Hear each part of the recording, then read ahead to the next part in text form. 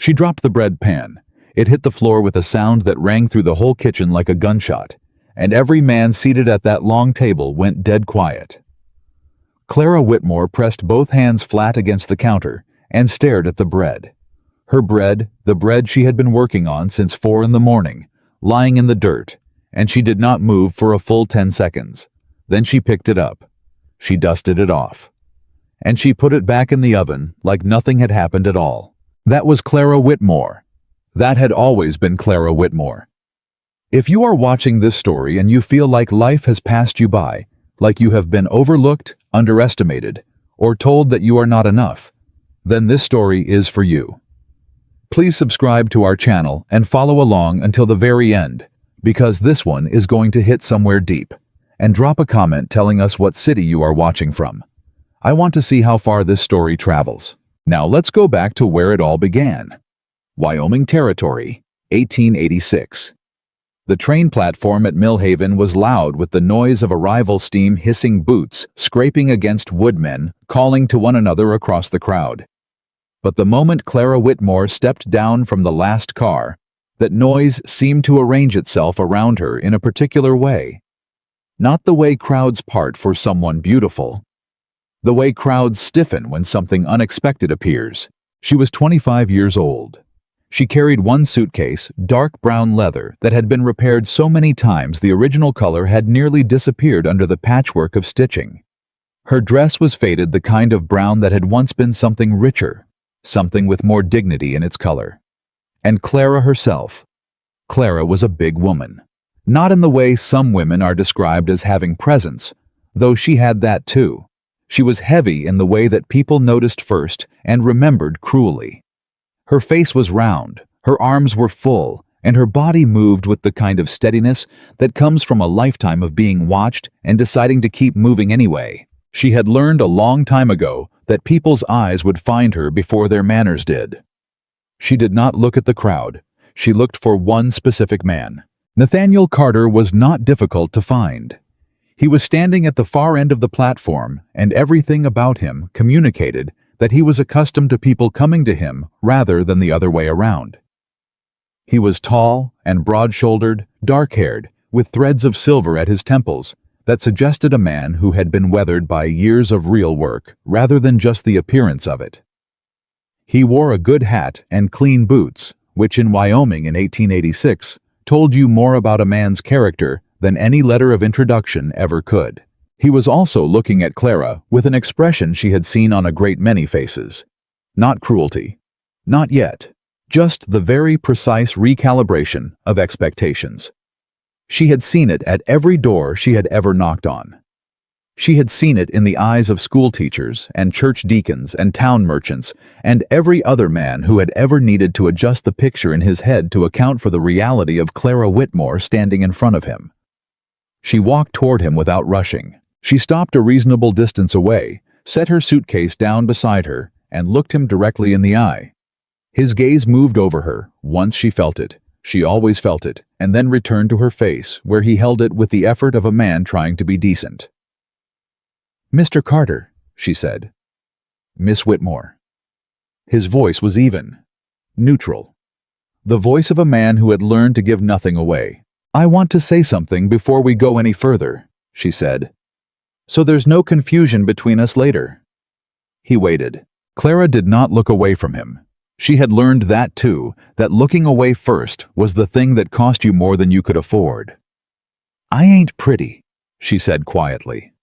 "I reckon you can see that plain enough already.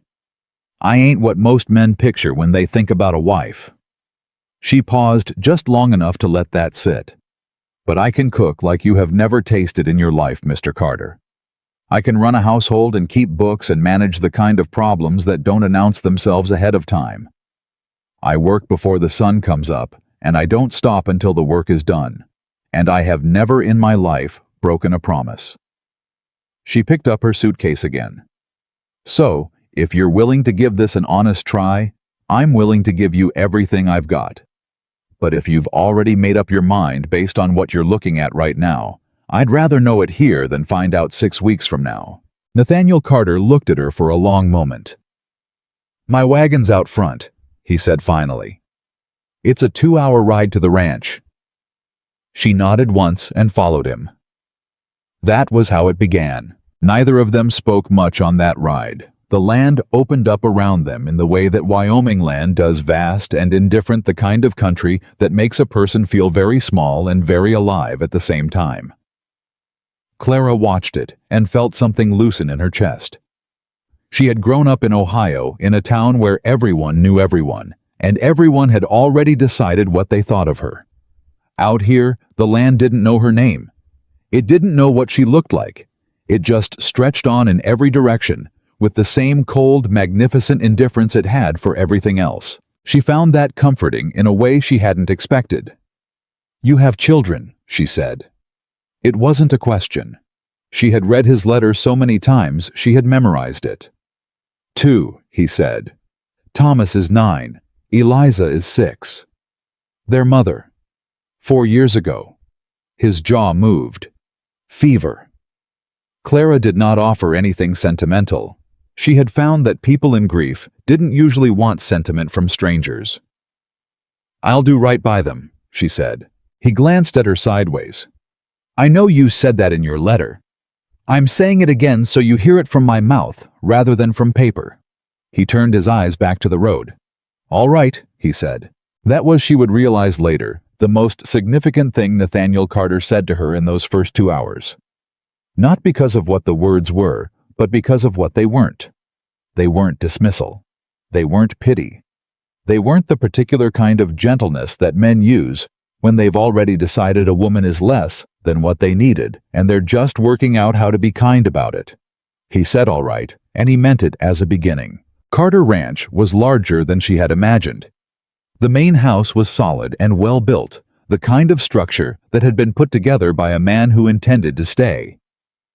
But it was clear from the moment she stepped through the front door that no one had tended it with any real care in a long time. The furniture was good furniture, buried under neglect. The kitchen was salvageable, but barely. The whole house had the particular feel of a place that had given up hoping for warmth and settled for being useful. Thomas was waiting in the front hall when they came in. He was 9 years old and had his father's eyes and his mother's stubbornness, which Clara could tell from the set of his jaw before he said a single word. He looked at her with the direct assessing gaze that children often have before they learn to hide their opinions behind manners.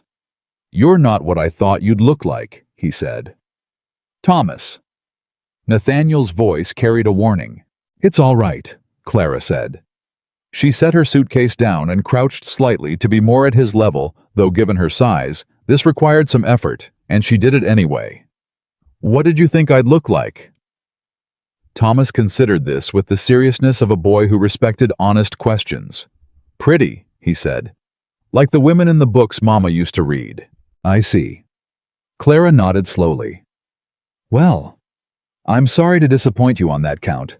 I can tell you that I know how to make bear claws, and I have never in my life burned a pie crust if that's worth anything to you." Thomas stared at her. "Bear claws?" "The pastry, not the actual." She stopped. "You knew that." The corner of his mouth moved. "Yeah," he said. "I knew that." From somewhere upstairs came the sound of small feet, and then a 6-year-old appeared at the top of the stairs with the kind of absolute certainty that only very young children and very old women ever seem to carry. Eliza Carter had her mother's coloring and her father's bearing, and she came down the stairs one step at a time, with her hand trailing the railing, looking at Clara the entire way. "Are you the lady who's going to make it not so quiet?" Eliza asked. Clara felt something pull at the center of her chest. "That's the plan," she said. "Okay," Eliza said, and walked past her toward the kitchen as if the matter had been settled to everyone's satisfaction. Clara stood and found Nathaniel watching her with an expression she couldn't quite read. "She doesn't usually talk to strangers," he said. "I reckon she doesn't see me as a stranger," Clara said. She picked up her suitcase. "If it's all the same to you, I'd like to get started on supper." What she found in that kitchen when she truly looked at it was a map of years of barely getting by. The cast iron was good. Whoever had chosen it originally had known what she was doing, but it hadn't been properly seasoned in a long time. The flour was nearly gone. The lard was old. The preserves that lined the single shelf were down to 4 jars. The bread box held the remains of something that had been edible 3 days ago and was now well past its purpose. She looked at all of it. Then she rolled up her sleeves and went to work. She made do with what was there, which was a skill she had developed over 25 years of life, in circumstances that rarely gave her what she would have chosen. She made a soup that was better than it had any right to be with the ingredients available, and biscuits that rose the way biscuits are supposed to rise, and she sweetened the last jar of preserves with a little water and heat until it became something you could pour rather than scrape. The ranch hands came in for supper at 6 o'clock. There were 14 of them, and they filed in with the resigned, practical energy of men who ate because they had to, rather than because they expected any pleasure from it. They looked at Clara in the way that men who have been without a woman's presence for a long time sometimes look at one, not unkindly, but cautiously, like something in the house had shifted, and they weren't certain yet whether that was good or bad. "Evening, ma'am," said the oldest one, a man with a beard that had gone fully silver, and hands that looked like they'd been carved from old wood. His name, she would learn, was Hector. "Evening," she said. "Sit down before it gets cold." They sat. She served. And then a thing happened that she would remember for the rest of her life. The first man to taste the soup, a young ranch hand with red hair, and the nervous energy of someone who had grown up hungry, stopped with his spoon halfway back to the bowl and looked up at her with an expression that was almost something like disbelief. "Ma'am," he said. "Yes, this is real good." It was not an elaborate compliment. It was the kind of compliment that gets made when a person's body responds to something before their manners have time to dress it up in better words. "Thank you," she said. "Eat up." Nathaniel sat at the head of the table and watched his men eat. She saw him watching. She did not let it distract her from moving around the table, refilling bowls, asking names. By the end of supper, she knew all 14 of them, not just their names, but the small details they let slip when they were tired and fed, and their guard came down a little. The red-haired young man was named Danny, and he sent money to his mother in Kansas every month. Hector had a daughter in Cheyenne he hadn't seen in 2 years and tried not to talk about. A quiet man named Rufus ate everything on his plate twice and never once looked directly at her, which told her something about how he'd been raised. She tucked all of it away. After supper, when the hands had gone back to the bunkhouse and the children were in bed, Nathaniel found her washing dishes and stood in the kitchen doorway with his hat in his hands. "Where did you learn to cook like that?" he asked. "My grandmother," she said without stopping. She was the kind of woman who believed that feeding people was the closest thing to prayer that a practical person could manage. Nathaniel turned his hat around in his hands once. "Those men haven't eaten a meal like that in a long time." "I could tell." A silence settled between them, the kind that wasn't uncomfortable exactly, but hadn't yet found its shape. "Miss Whitmore," he said finally. "Clara," she said. He stopped. "Clara," he said, like he was trying the word. "I want to be straight with you about something." She turned around and looked at him. "I didn't enter this arrangement expecting much," he said. "I needed someone to manage the house and the children. That was all I was thinking about." He paused. "I want you to know that I plan to treat you with respect. What you'll have here is a fair situation. That's what I can promise." Clara looked at him for a long moment. "Mr. Carter," she said, "I have spent my whole life being offered fair. Fair is what people give you when they don't think you deserve better." She kept her voice even, not hard, just honest. "I'm not asking you for anything you're not ready to give. I'm just telling you that I didn't come all this way for fair." She turned back to the dishes. He stood there for another few seconds, and she heard something in the silence that she couldn't name yet. Then he put his hat back on his head and walked out. But before he got to the door, he stopped, and she heard him say quietly, almost to himself, "No, I don't reckon you did." He left. Clara stood in that kitchen in the wreck of a house she had agreed to save with her hands still in the wash water, and she looked out the small window above the sink at the Wyoming dark. She thought about everything she had walked away from. The town in Ohio, where the women smiled at her, the way you smile at something you feel sorry for. The years of hearing the particular silence that falls when you walk into a room and people decide in the space of a breath that you are not what they were hoping to see. The mother who had loved her, but spent most of that love apologizing on Clara's behalf, as if being Clara's mother was a thing that required constant explanation. She had gotten on a train and come to a territory that didn't know her name, and she was going to make something out of that. The next morning she was awake before the sun came up. She had found flour in the cellar the night before, a full barrel of it overlooked, somehow buried behind other supplies. She had found eggs that the ranch's 3 remaining hens had left in the straw, with the reliability that hens have even when everything else has gone sideways. She had found a jar of honey pushed to the very back of the highest shelf, almost as if someone had hidden it there for a day when they needed to believe sweetness still existed. She made rolls, not biscuits this time. Rolls soft golden, brushed with honey and butter while they were still hot from the oven, so the whole kitchen filled with a smell that had no business in a house that had been as cold and empty as this one.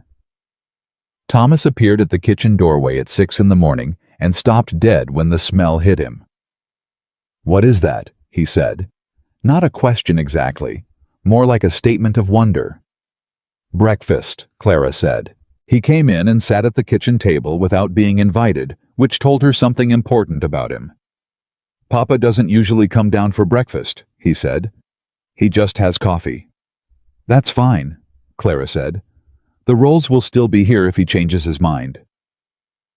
He changed his mind. Nathaniel Carter came down the stairs at 6:15, looking like a man who had tried to talk himself out of something and failed. He stopped in the kitchen doorway the same way Thomas had, and for just a moment, one unguarded moment, his face did something she hadn't seen it do yet. It softened. "Sit down, Mr. Carter," she said. "Coffee's hot." He sat. Eliza came in at 6:30 and climbed into her chair and looked at the roll on her plate with the seriousness of someone conducting an inspection. "It's got honey," she said. "It does." Clara agreed. Eliza took a bite. She closed her eyes. She opened them and looked at Clara with an expression that was so plainly and completely unguarded that Clara had to look away for a second, because it had hit her somewhere she hadn't been ready to be hit. "Mama used to make rolls on Sundays," Eliza said quietly. The kitchen went very still. Clara let the stillness be what it was. She didn't rush to fill it or fix it or push past it. She just let it sit there with them the way grief sits, whether you make room for it or not. "They were good rolls?" she asked gently. "The best," Eliza said. "Then on Sundays," Clara said, "we'll make the best rolls." Nathaniel's jaw worked. He picked up his coffee and held it with both hands and looked out the window, and Clara didn't look at him, because a man who is fighting something he wasn't prepared to feel deserves to fight it without an audience. But she heard him exhale long and slow, and she thought this house has been holding its breath for 4 years. It was starting to breathe again. By the end of the first week, the rhythm of Carter Ranch had changed in ways that were small but registered everywhere. The hands came to meals with something different in their posture, not the slumped, resigned shuffle of men eating because the alternative was going hungry, but something with a little more straightness in it, a little more anticipation. Hector had started telling stories at the supper table again, stories about cattle drives and border crossings that had the younger men leaning in without realizing they were doing it. Danny had stopped eating so fast, like he was no longer worried the food might disappear before he finished it. And then there was the afternoon that Rufus, the quiet man who never looked directly at her, stopped her in the yard between the main house and the bunkhouse. He turned his hat in his hands 3 times before he spoke. "Ma'am," he said to the ground. "Rufus," she said. "I wanted to say." He stopped. He tried again. "My right hand. Got a bad cut last week from the wire fence. I've been trying to keep it wrapped, but I ain't good at the wrapping part, and it keeps coming loose." Clara looked at his hand. Even from where she was standing, she could see the wrapping he'd done was half-hearted at best, and the wound underneath it. He looked up at her. Then finally, for the first time, just briefly, just enough, and she saw that what she had mistaken for indifference was actually a very specific kind of shyness. The kind that came from growing up in places where asking for help was something that cost you something important. "Yes, ma'am," he said. She cleaned and wrapped his hand properly, and did not make him feel small for needing it. He thanked her twice. The second time he said it, he was halfway out the door, and he said it more quietly than the first time, like it was meant just for himself. That evening, Nathaniel watched from across the yard as she came back inside. He didn't say anything, but he watched. Trouble arrived on a Wednesday, the way trouble often does not, on a dramatic day. Not on a day when anyone is ready for it, but on an ordinary day, when the sky was flat and gray, and a wagon pulled up to the front gate, bearing a woman who stepped down from it, like she owned not just the wagon, but the ground it was standing on. Victoria Hale was 30 years old, and had been the most beautiful woman in Millhaven for as long as anyone could remember, which in her case had come to mean something closer to the most powerful. She had dark hair and a sharp face, and the kind of posture that a certain kind of woman develops when she has never once in her life doubted that a room would rearrange itself around her. She had been expecting to marry Nathaniel Carter. She had been expecting it, in fact, for the better part of 2 years, in the particular way that a woman expects something that has never been promised to her, but that she has decided is simply a matter of time. Clara was in the kitchen when Victoria walked in without knocking. She didn't announce herself. She didn't wait at the door. She walked into the front hallway and then followed the smell of something cooking until she arrived in the kitchen doorway and stood there looking at Clara with an expression that was not quite contempt. Contempt would have required acknowledgement, and Victoria's first instinct was not to acknowledge. "You must be the woman from the agency," Victoria said. Clara set down the wooden spoon she was holding. She turned around. She took her time about it. "I'm Clara Whitmore," she said. "And you are?" Something moved across Victoria's face. People did not usually ask Victoria Hale who she was. "Victoria," she said. "Victoria Hale. My family has known Nathaniel Carter for a long time." She let her eyes travel over Clara in the slow, deliberate way of someone who is conducting an audit. "I heard he'd sent away for someone." "News travels fast," Clara said pleasantly. "It does out here." Victoria folded her hands together in front of her. "I imagine this must be very different from what you're used to." "I imagine most places are different from what you're used to, too," Clara said. "That's usually how different places work." A pause. Something sharpened in Victoria's eyes. "I came to see Nathaniel," she said. "He's out with the cattle," Clara said. "He'll be back around 4. You're welcome to wait in the front room." She turned back to the stove. "I can bring you something." "That won't be necessary," Victoria said. "Suit yourself," Clara said. She heard Victoria move through the house. She heard her open the front parlor door. She heard very clearly the deliberate silence that followed the kind of silence that a woman makes when she is deciding something. Clara stirred the pot. She kept her breathing even. She had met Victoria Hale before. Not this particular woman she had never seen before in her life. But she had met the type. The type that looked at Clara and calculated quickly and precisely all the ways in which Clara did not measure up to what the world had told them to expect from a woman. The type that had already decided she didn't belong. The difference this time was that here in this kitchen in this house that she had already started to bring back to life, Clara was not a visitor. She was exactly where she was supposed to be. When Nathaniel came back at 4 o'clock, she heard Victoria's voice in the front hall change its quality, entirely softening and brightening in the particular way of someone who has put on a performance and is ready for the audience they actually came to see. She heard Nathaniel's voice in response, more careful than surprised, the voice of a man who had expected this visit eventually. She stayed in the kitchen. She didn't need to hear it. She already knew what was being said, the way you know a storm is coming, not from the sky, but from the pressure in the air. But what she hadn't expected was for Nathaniel to come find her after. He came into the kitchen and leaned against the doorframe, the way he had started to do, not quite all the way in, not quite staying out, and looked at her for a moment. "She say anything to you?" he asked. "She said she came to see you," Clara said, which was true. "She say anything else?" "She implied things," Clara said. "The way people do." She glanced at him. "I've heard worse." Nathaniel was quiet for a moment. Then he said, "She's going to make things difficult for you in town." "People have been making things difficult for me my whole life, Mr. Carter," Clara said. "I'm still standing." She set a bowl on the table in front of where he usually sat. "Eat your supper." He looked at the bowl. He looked at her. And then he pulled out the chair and sat down. "You don't rattle easy," he said. "No," Clara agreed. "I don't." She didn't tell him the other part, the part where every unkind word Victoria had implied had landed anyway, had found its way into the quiet place inside her where all the other unkind words lived, had settled there with the rest of them. She didn't tell him because it wasn't his weight to carry. Not yet. Maybe not ever. But that night, after the house went quiet, and the fire had burned down to coals, and she was sitting alone at the kitchen table with a cup of tea that had gone cold while she wasn't paying attention, Clara Whitmore allowed herself to feel the full weight of everything she was carrying. The long years in Ohio.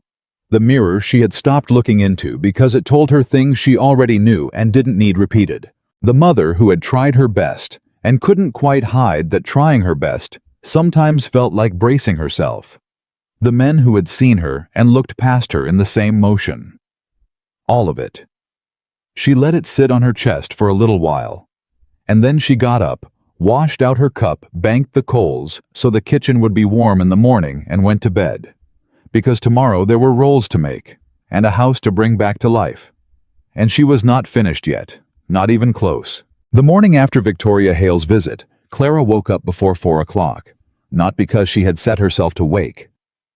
Not because anything had startled her. She woke up because her mind had been working through the night on something she hadn't given it permission to work on. And when her eyes opened in the dark of the small room off the kitchen that Nathaniel had given her, the first thing she felt was a very familiar, very old sensation.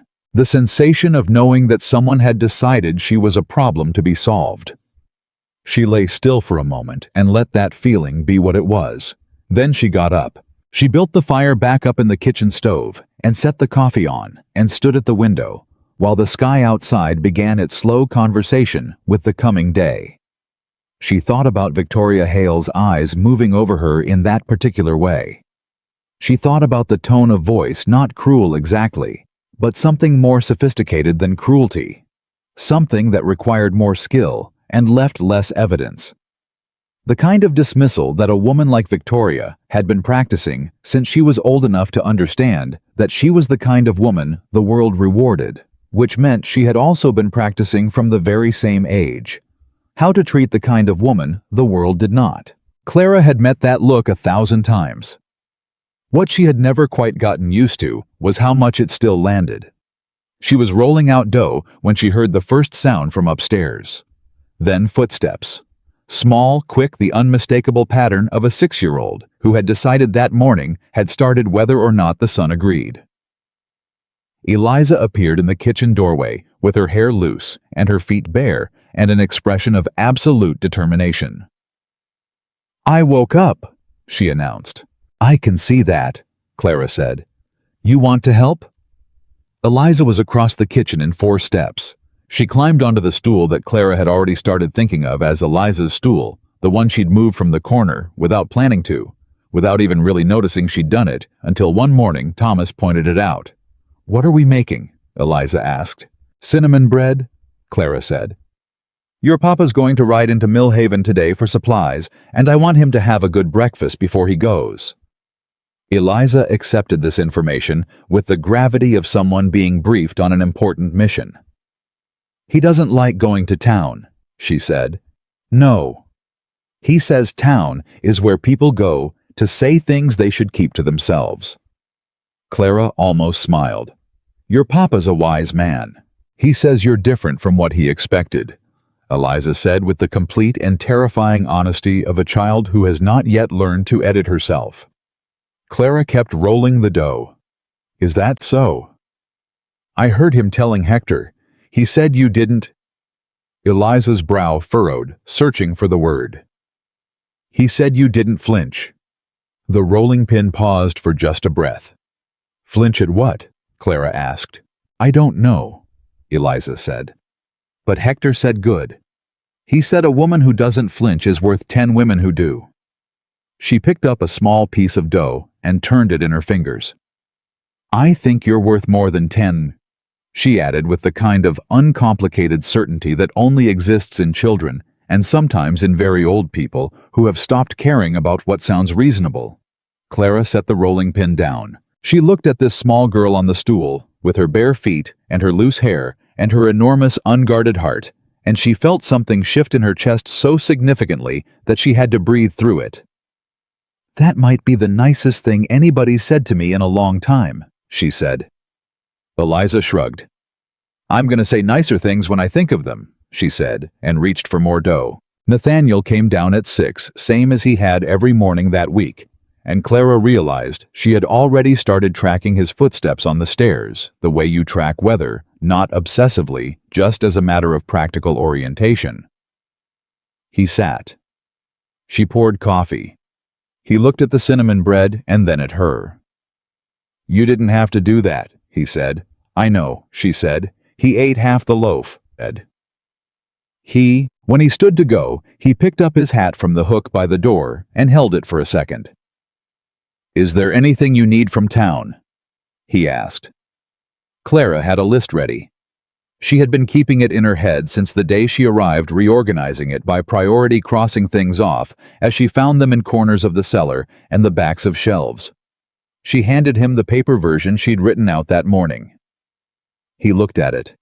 His eyebrows rose slightly. This is thorough, he said. I'm a thorough person, she said.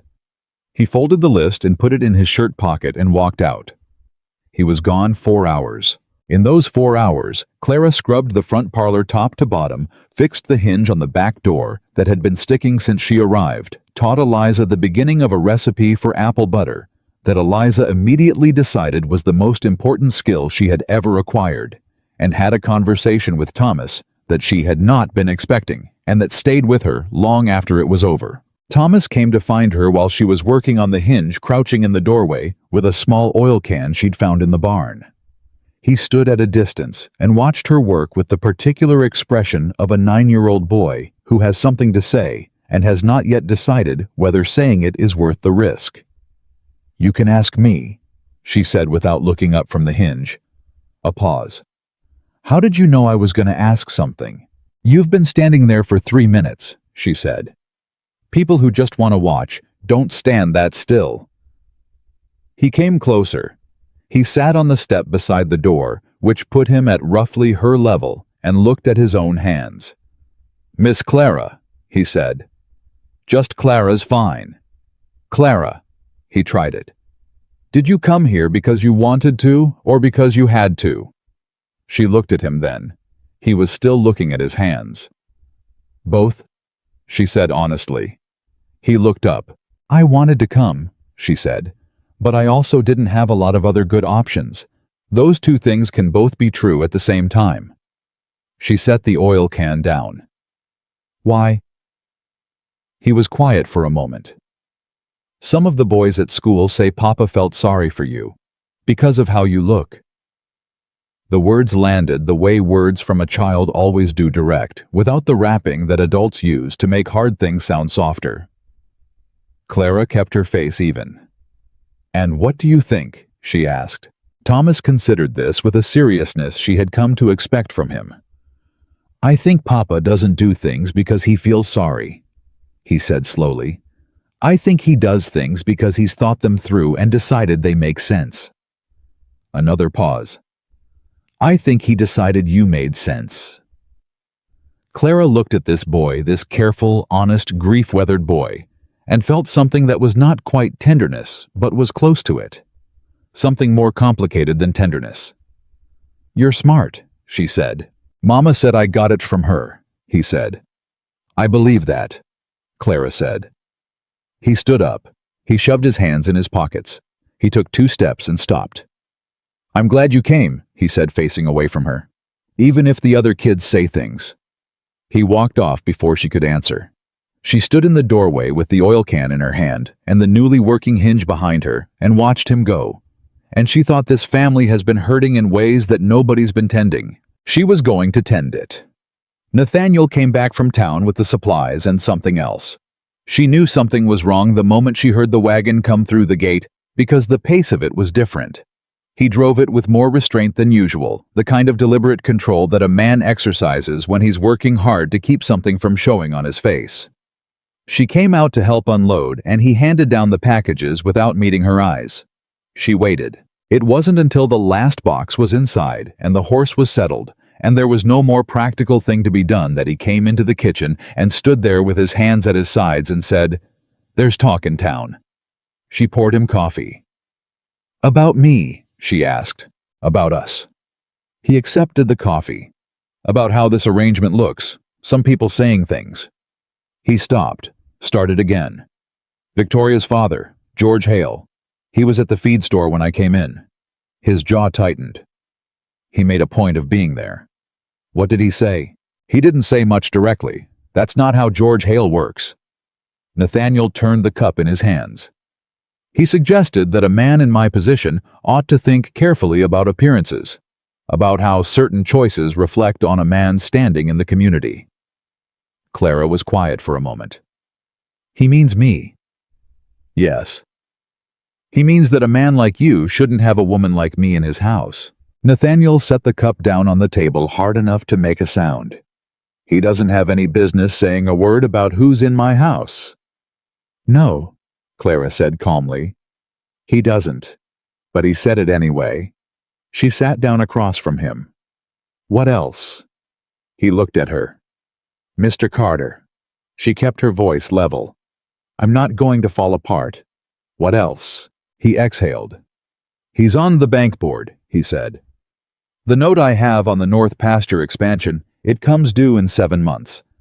George Hale has influence over whether that note gets renewed or called in." There it was. Not just a man making unpleasant comments at a feed store. A man with leverage making a calculated point. Clara sat with that for a moment. "He wants you to send me back," she said. "He wants me to understand who holds what cards," Nathaniel said. "Same thing, different way of saying it." "And what do you intend to do?" she asked. He looked at her for a long time, and in that look she read something she hadn't been expecting. Not just anger at George Hale, though that was there. Something else. Something that was working itself out in real time behind his eyes. "I intend," he said slowly, "to pay that note in full before it comes due, so that George Hale can take his influence and his suggestions and conduct himself accordingly." Clara blinked. "That's a significant amount of money," she said carefully. "Yes," he said. "It is." "Do you have it?" "Not yet," he said. "But I'll find a way." He picked up the coffee cup again. "I always have." She looked at him. She thought, this man has been alone so long, he's forgotten that finding a way by himself is not the only way to find it. She didn't say that yet. Instead she said, "Can I see the books?"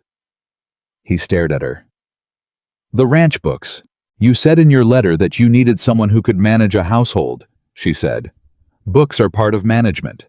She held his gaze. "Let me look at them. You've got a problem. Maybe a second pair of eyes finds something you've been too close to see." A long pause. Then he got up and went to his office and came back with a ledger that was thick with years of entries, and he put it on the table in front of her.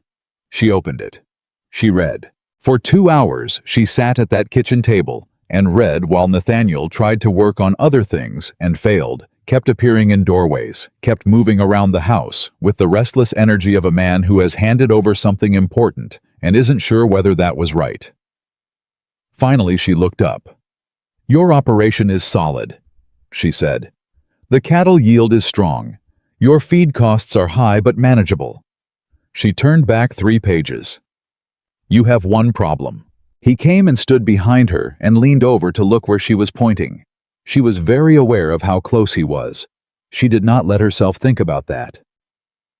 "Keegan's contract," he said. "You're paying Keegan's freight company 30% more than the going rate for cattle transport to Cheyenne," she said. "You've been paying it for 4 years." He was quiet. "Is Keegan a friend?" she asked. "He was," Nathaniel said. "His father and my father did business. I kept the contract when Keegan took over." Clara kept her voice even. "At 30% above market rate over 4 years, you've paid approximately," she did the arithmetic she'd been running in her head, $1,800 more than you needed to. The silence that followed had a specific texture. "That's not the only way to close the gap," she said. "But it's a start." She looked up at him over her shoulder. "Keegan know the current market rates." "He knows," Nathaniel said, and his voice had gone to something flat and quiet. "Then he's been taking advantage of the fact that you didn't look closely enough," she said. "Or that you were too loyal to look." She watched his face process that, watched the different things it moved through the surprise. First, then the calculation, then something that looked a great deal like a man recognizing something he had not wanted to see. "I'll need to renegotiate," he said. "Or find another freight company," she said. "Whichever sends the clearer message." He straightened up. He was quiet for a long moment, standing above her in the kitchen, and she could feel him working through something. "How did you learn to read books like that?" he asked. "My father kept accounts for 3 businesses, and he had no sons," she said simply. "I was what he had." Something in his expression shifted again. "Did he teach you?" "He taught me everything," she said. "And then he died, and the businesses all went to his business partners, because that's what the law allowed, and I went to work in a laundry in Columbus." She said it without bitterness, because the bitterness had been there long enough that it had burned down to something quieter and more durable. "I didn't stop being able to read books just because nobody wanted to pay me for it." Nathaniel sat down across from her. He looked at her in a different way than he had been looking at her. Not the recalibration look, not the careful, decent, trying to be fair look, something that was starting to be more direct than either of those. "Clara," he said. "Yes. Who taught you to cook?" She blinked. It was not the question she expected. "My grandmother, like I said." "And the household management?" "Grandmother for some of it, father for some. Some of it I just—" She paused. "Some of it I worked out on my own. And the account books." "My father." "And the medical—" He stopped himself. "Last week with Rufus." "My mother had a lot of children," she said. "Half of them made it to adulthood. She got practical about it early." He looked at her. He looked at her like someone who has been holding a stone in his hand for a long time, thinking it was just a stone, and has just now understood it is something else entirely. "I need to go check on the east fence," he said abruptly. He stood up. He picked up his hat. He was halfway to the door when he stopped. "Clara," he said without turning around. "Yes?" "Thank you." A pause. "For the books. For all of it." He walked out. She sat at the table with the ledger still open in front of her and looked at the door. She thought, well, there it is. Something was beginning between them that had not been there before, and they both knew it, and neither one of them had the first idea what to do about it. But she did not have long to think about it, because trouble has a habit in that part of the world of arriving before you've finished dealing with the last piece of it. The next morning, Danny came running from the bunkhouse, before breakfast was done, with his face doing something complicated between urgency and trying not to look like he was panicking. He stopped at the back door. "Miss Clara," he said. "Is the boss in?" "He's out with Hector," she said. "What's wrong?" Danny turned his hat in his hands. "The water on the south grazing field," he said. "The creek that feeds it. We think somebody dammed it upstream." Clara put down the spoon she was holding. Overnight, he said. Rufus found it this morning. The cattle been moving toward the dry ground. She thought quickly. How long before that field dries out enough to matter? 2-3 days, Danny said. Maybe 4 if we get lucky. Go find Nathaniel, she said. He needs to know now. Danny was already moving. But Clara stood in the kitchen doorway and let the implications of what he'd just said settle over her like the start of a cold rain. The freight contract being 30% over market, the banknote coming due, George Hale at the feed store making his point, and now water being cut off from the south field overnight. This was not a coincidence. George Hale was not just making social commentary about appearances. He was running a campaign. She was in Nathaniel's office when he came back in from the south field. Hector behind him. Both of them moving with the compressed, efficient energy of men who have assessed a problem and are working out what to do about it. He stopped when he saw her at his desk with papers spread in front of her. The dam's been built on Shelton's land, Hector said from the doorway. Old Eli Shelton he sold off the North Quarter 3 months ago. Somebody bought it through an agent paid cash. Nobody knows who. Clara looked up. I think I might know who, she said. Both men looked at her. She had been in Nathaniel's files for 20 minutes, following a thread from the ledger that had pulled at her the night before. Something about a land transaction reference that didn't belong in a ranch account book.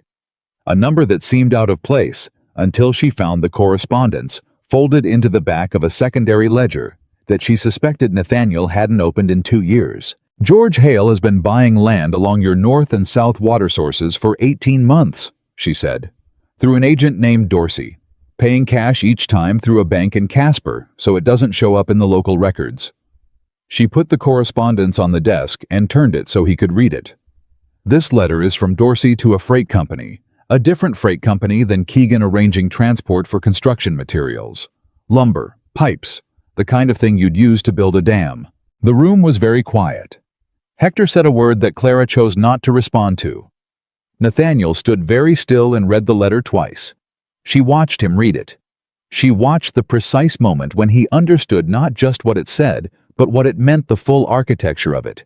The 18 months of patient, deliberate maneuvering the land and the freight contract and the banknote and the appearance at the feed store. All of it part of a single plan. To squeeze him. To make the ranch unsustainable. To buy it at a ruined price. He wants the ranch, Nathaniel said. His voice was very quiet. He wants the water rights that come with your land, Clara said. Your ranch sits on the best water in this part of the territory. Anyone who owns your land controls irrigation access for 3 counties. She paused. That's not a cattleman's scheme. That's a politician's scheme. Hector swore again. Nathaniel put the letter down on the desk. He looked at Clara. She met his eyes and waited. You found all this, he said. The thread was already there, she said. You just needed someone to pull it. He was quiet for a moment. Then he said, What do we do? And she thought he said we. Not what do I do? What do we do? She said, First, we open the dam. That's today. That's right now. Send men up to Shelton's old quarter and take it apart. Hale might have bought that land, but you have a right to the water that feeds your property, and there are territorial laws that say so. She moved to the next point. Second, you get these letters to a lawyer, not someone in Millhaven, someone in Cheyenne who isn't connected to Hale's bank. You get copies made and you keep them in 2 separate places. She looked at him steadily. Third, and this is the part you're not going to like. Tell me anyway, he said. Third people in this community need to know what Hale has been doing, not because it's satisfying, because Hale's scheme depends on people not knowing. He is planning to control the water for 3 counties. There are other ranchers, other farmers, other people whose livelihoods run on those water rights. She paused. You're not the only one he's coming for. You're just the biggest piece of the plan. Nathaniel stared at her. He's going to find out, you know, he said. Yes, she said. That makes things harder.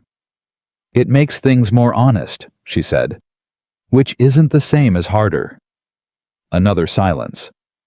Hector from the doorway said quietly, Boss, she's right. Nathaniel picked up the letter again and looked at it for a moment. He had the expression of a man who has spent years handling everything himself and is in the process of accepting for the first time that everything might be handled better with someone beside him. "All right," he said. He looked at Clara. "All right," he said again differently. "They sent men to open the dam that afternoon. 6 men. Nathaniel led them himself, which Clara noticed and didn't comment on because it was not the moment to comment on it. What she did do was make sure there was food ready when they came back, because men who've done hard physical work in cold weather and emotional anger need feeding before they can think clearly about the next step. They came back at dark, cold and tired, and with something relieved in their posture, the specific relief of action taken after time spent waiting. Nathaniel came straight to the kitchen. He looked at the food on the table and then at her. "It's down," he said. "Good," she said. "Sit." He sat. The hands came in and filled the table, and the room was loud and warm, and Clara moved around it the way she had every night for 2 weeks now, but this night was different from the others. This night there was something in the air, some kind of "we did a thing together" that ran through all of them like a current. Hector raised his coffee cup. "To the woman who reads books better than any man in this territory," he said. There was a general sound of agreement around the table. Clara felt color come to her face and was grateful for the warmth of the stove as cover. "I just looked at what was there," she said. "Most people look right at a thing and don't see it," Hector said. "That ain't looking. That's seeing. Different skill entirely." She looked across the table at Nathaniel. He was already looking at her. He held her gaze for 1 beat longer than he needed to, and then he looked down at his plate. But in that 1 beat, she saw something she had not seen there before. Not gratitude, not the careful regard of a fair employer, something that was working its way up from somewhere deeper than either of those things, something he hadn't invited and wasn't ready to name. She looked away first. She went to the stove and kept her hands busy and let the noise of the table fill the space around her while she stood there and felt with more certainty than she'd felt anything in a long time that what was happening in this house was no longer just an arrangement. It was becoming something else. And George Hale was not going to like it. Outside, the wind had picked up from the northwest, the kind of wind that carried information about the winter coming, the hard months that would test every person and every structure on that open land. Clara stood at the stove and listened to the sound of the people she had fed, filling the room behind her. And she thought, let it come. She had weathered worse. And this time, for the first time in her life, she was not weathering it alone. The lawyer's name was Edmund Hart, and he practiced out of Cheyenne, which was 4 hours by fast horse from Carter Ranch, which meant Nathaniel had to leave before dawn to reach him in 1 day and return before nightfall of the next. He told Clara this the evening before he planned to go standing in the kitchen doorway with his hat already on his head, even though it was 8 o'clock at night and he had nowhere to go until morning. And she understood that the hat was a kind of armor for him, something he put on when he was working through something difficult and needed to feel like he was already in motion. "I'll be gone 2 days," he said. "Hector will be here." "I know," she said. "I'll manage." He looked at her. There was something he wanted to say. She could see it moving around behind his eyes, working itself toward words and not quite getting there. "The letters," he said finally. "The copies I made. I left one set in the strongbox in the office. The other set." He paused. "I want you to hold them." Clara went still. "You want me to hold them?" she repeated. "If something happens while I'm on the road," he said. "If someone comes to the ranch, if Hale figures out we've got the evidence before I can get it to Hart." He stopped. "I trust you to know what to do with them." The kitchen was very quiet. She thought about what that meant. Not just the practical thing holding a set of papers keeping them safe. She thought about the fact that this man who 2 weeks ago had stood on a train platform doing the mental arithmetic of disappointment was now standing in her kitchen in the dark, telling her that she was the person he trusted with the most dangerous thing he owned. "All right," she said. He reached into his coat and handed her a folded oilskin packet the kind meant for keeping things dry in bad weather. Their hands touched in the exchange. Neither of them remarked on it. But she felt it long after he'd walked out. He left at 4 in the morning. She heard the horse she had been lying awake already. Not with worry exactly, but with the particular alertness of someone who has taken on responsibility and feels the weight of it. She listened to the sound of him go, and then lay still in the dark, and thought about what was in the packet under her mattress, and what George Hale was willing to do to protect what he'd been building for 18 months. By 6 in the morning, she had made breakfast and briefed Hector, and given Danny 3 specific tasks to keep the younger hands occupied and purposeful, because idle men in a tense situation have a way of making the tension worse. By 7, she was in the garden with Eliza, which was where she always tried to be at that hour if she could manage it, because it was Eliza's favorite time with her, and Clara had learned that some investments you make not because they are strategic, but because they are simply right. "Is Papa coming back today?" Eliza asked. "Tomorrow," Clara said. "He told you that this morning." "I know," Eliza said. "I just wanted to say it out loud again." Clara understood that. She understood the need to hear a thing in your own voice to make it more real by saying it. "He'll be back tomorrow afternoon," she said, "before supper." "Will you make the bread he likes for when he gets back?" "Already planning on it," Clara said. Eliza nodded satisfied and went back to her work. Thomas came out 20 minutes later, and he came out at a clip that told Clara something had happened before he said a word. "There's a man at the front gate," he said. "He says he wants to talk to whoever's in charge."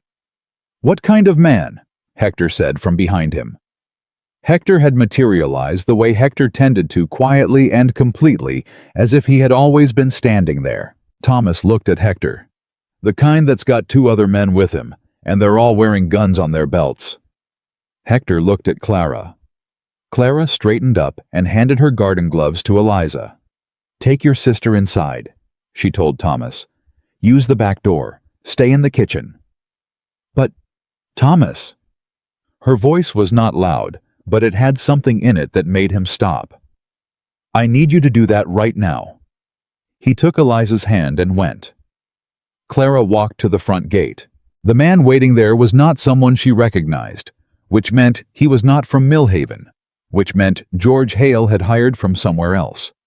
He was broad across the chest, with a face that had been arranged by hard living into something that was not quite a scowl, but rested comfortably in that direction. The 2 men behind him were younger and less interesting. "Ma'am," he said, touching the brim of his hat with 2 fingers in a gesture that was technically polite and felt entirely like the opposite. "Can I help you?" Clara said. "I'm looking for Nathaniel Carter." "He's not here," she said.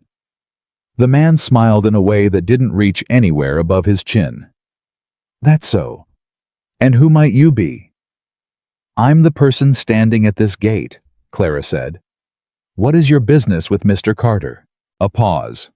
He was recalibrating her the same way people always did, except this one was recalibrating in a different direction, not dismissing her, but trying to decide whether she was a problem that needed to be taken seriously. "Got a message from a business associate," he said, "regarding some property matters." "You can leave the message with me," Clara said. "I'll see that he gets it." He studied her for a moment. Then he said, "Message is that the note on his North Pasture expansion has been reviewed by the board. They're calling it due early. End of next month." Clara did not blink. "The note isn't due for 7 months," she said. "Was," he said pleasantly. "Terms changed. Business circumstances." He smiled again. "Mr. Carter will want to make arrangements." "Mr. Carter will want to speak with his lawyer," Clara said, "which is where he is right now." The smile didn't move, but something behind it did. He hadn't known about the lawyer. She watched that register and file it away. "Well," he said, "you tell him the board's position." "I'll tell him everything," Clara said.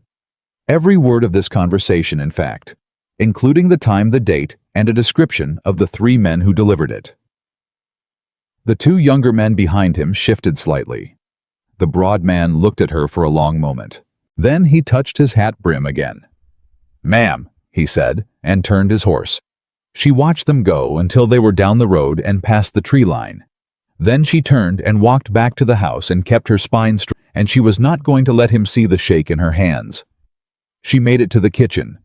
She stood at the counter and pressed both palms flat against the wood and breathed. "They gone," Hector said from the back door. "They're gone," she said. "What did they want?" She told him. His face went through several things while she talked: anger, calculation, and finally something that looked like a very particular form of respect. "He's calling the note early?" Hector said. "That's Hale. That's him pushing." "Yes," Clara said, "because he knows Nathaniel's at a lawyer, or because he doesn't know and he's pushing anyway to see what happens." She turned around.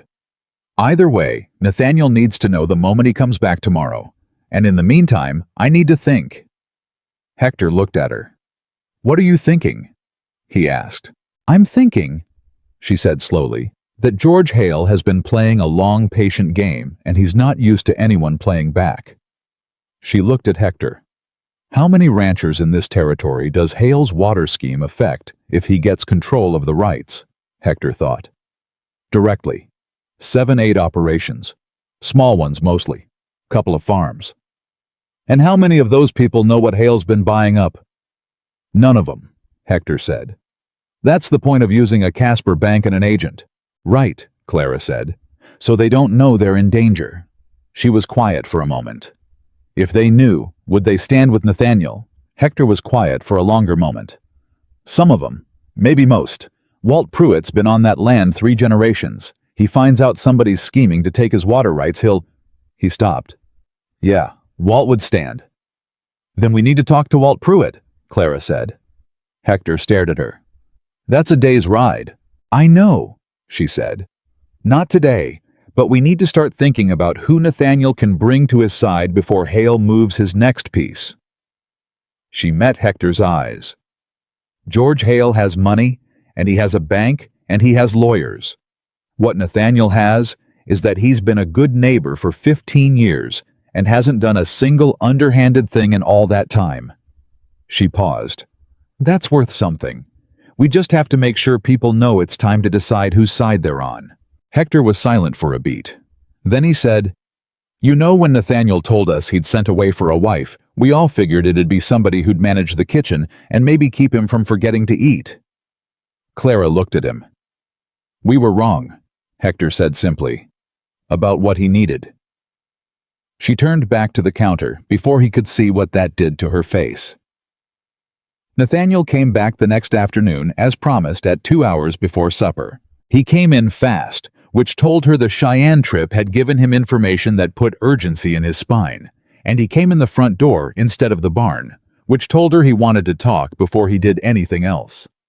He found her in the kitchen. She had started tracking where she was when he arrived, and she was always in the kitchen, which she thought about sometimes with a feeling she couldn't quite categorize, and he stopped in the doorway and looked at her and said, Hart thinks we have a strong case. Sit down, she said. There's something you need to hear first. He sat. She told him about the men at the gate, about the message, about the note being called early. She watched his face while she talked, watched it go through the same things Hector's had, except faster, and with more control over the surface of it. When she finished, he was very still. End of next month, he said. That's what the man said. That's 6 weeks. Yes. He looked at the table. She could see him running numbers in his head, the same kind of arithmetic she'd been running since the man at the gate told her the kind where you add up what you have and subtract what you owe, and look at the remainder and try to figure out if it's enough. Hart wants the original letters, he said. He thinks with those and the land purchase records he can file an injunction against Hale through the territorial court, block the water rights claim before it can be formalized. He paused. That buys time. It doesn't solve the note. No, Clara agreed. 6 weeks to pay off a note that was supposed to give me 7 months, he said, or 6 weeks to make Hale back down, she said. He looked up at her. I talked to Hector, she said, about the other ranchers. the ones whose water access is part of Hale's scheme. She kept her voice even. If those people understand what's happening, not rumors, not secondhand, but actual evidence of what Hale's been buying, and why they have as much reason to fight this as you do. Going to the other ranchers, he said slowly. That's making this public. It's already public, she said. Hale made it public the moment he sent those men to your gate with a message that half the hands on this ranch heard. She leaned forward slightly. He wants you isolated. He wants you to handle this alone and quietly, because alone and quiet is how he wins. The moment other people understand what's at stake, it stops being just your problem. He was quiet for a long time. Then he said something she hadn't expected. Clara, he said. You could leave. She stopped. I mean it, he said. This is my fight. Hale's got reach, and he's not a gentle man when he decides somebody's in his way. If this goes wrong... He stopped. You didn't sign on for this. She looked at him for a long moment. Nathaniel Carter, she said. And it was the first time she'd said his first name out loud, and she watched him register that. I signed on to run your household. Your household is in trouble, so this is exactly what I signed on for. She held his gaze. And I don't leave when things get hard. That is, in fact, the one thing I have never done in my entire life. Something moved across his face. He said, No, I don't reckon you have. He reached across the table, and for one breath, she thought he was going to take her hand, but instead, he picked up the cup of coffee she'd poured when she heard his horse, and he drank it. And he looked at her over the rim with those steady, weathered eyes that had seen too much and were in the process of deciding, she thought, whether they were willing to see something new. All right, he said. Tell me your thinking on the other ranchers. They planned until dark. It was the kind of planning that feels like something else, like two people who have learned the shape of each other's minds and are discovering with a kind of surprised attention how well those shapes fit together. She thought out loud, and he pushed back when he disagreed, which she found she valued more than she expected. He knew things about the specific men, the histories, the old grievances and alliances that ran between the ranching families of that territory like underground water. She knew how to build the argument, how to frame the evidence so it was undeniable, how to structure a presentation so the conclusion felt inevitable rather than argued. By the time Eliza came to find them, because supper was past ready, and she was of the opinion that waiting any longer was unreasonable, they had a plan. The next 3 days moved fast. Nathaniel rode to Walt Pruitt first.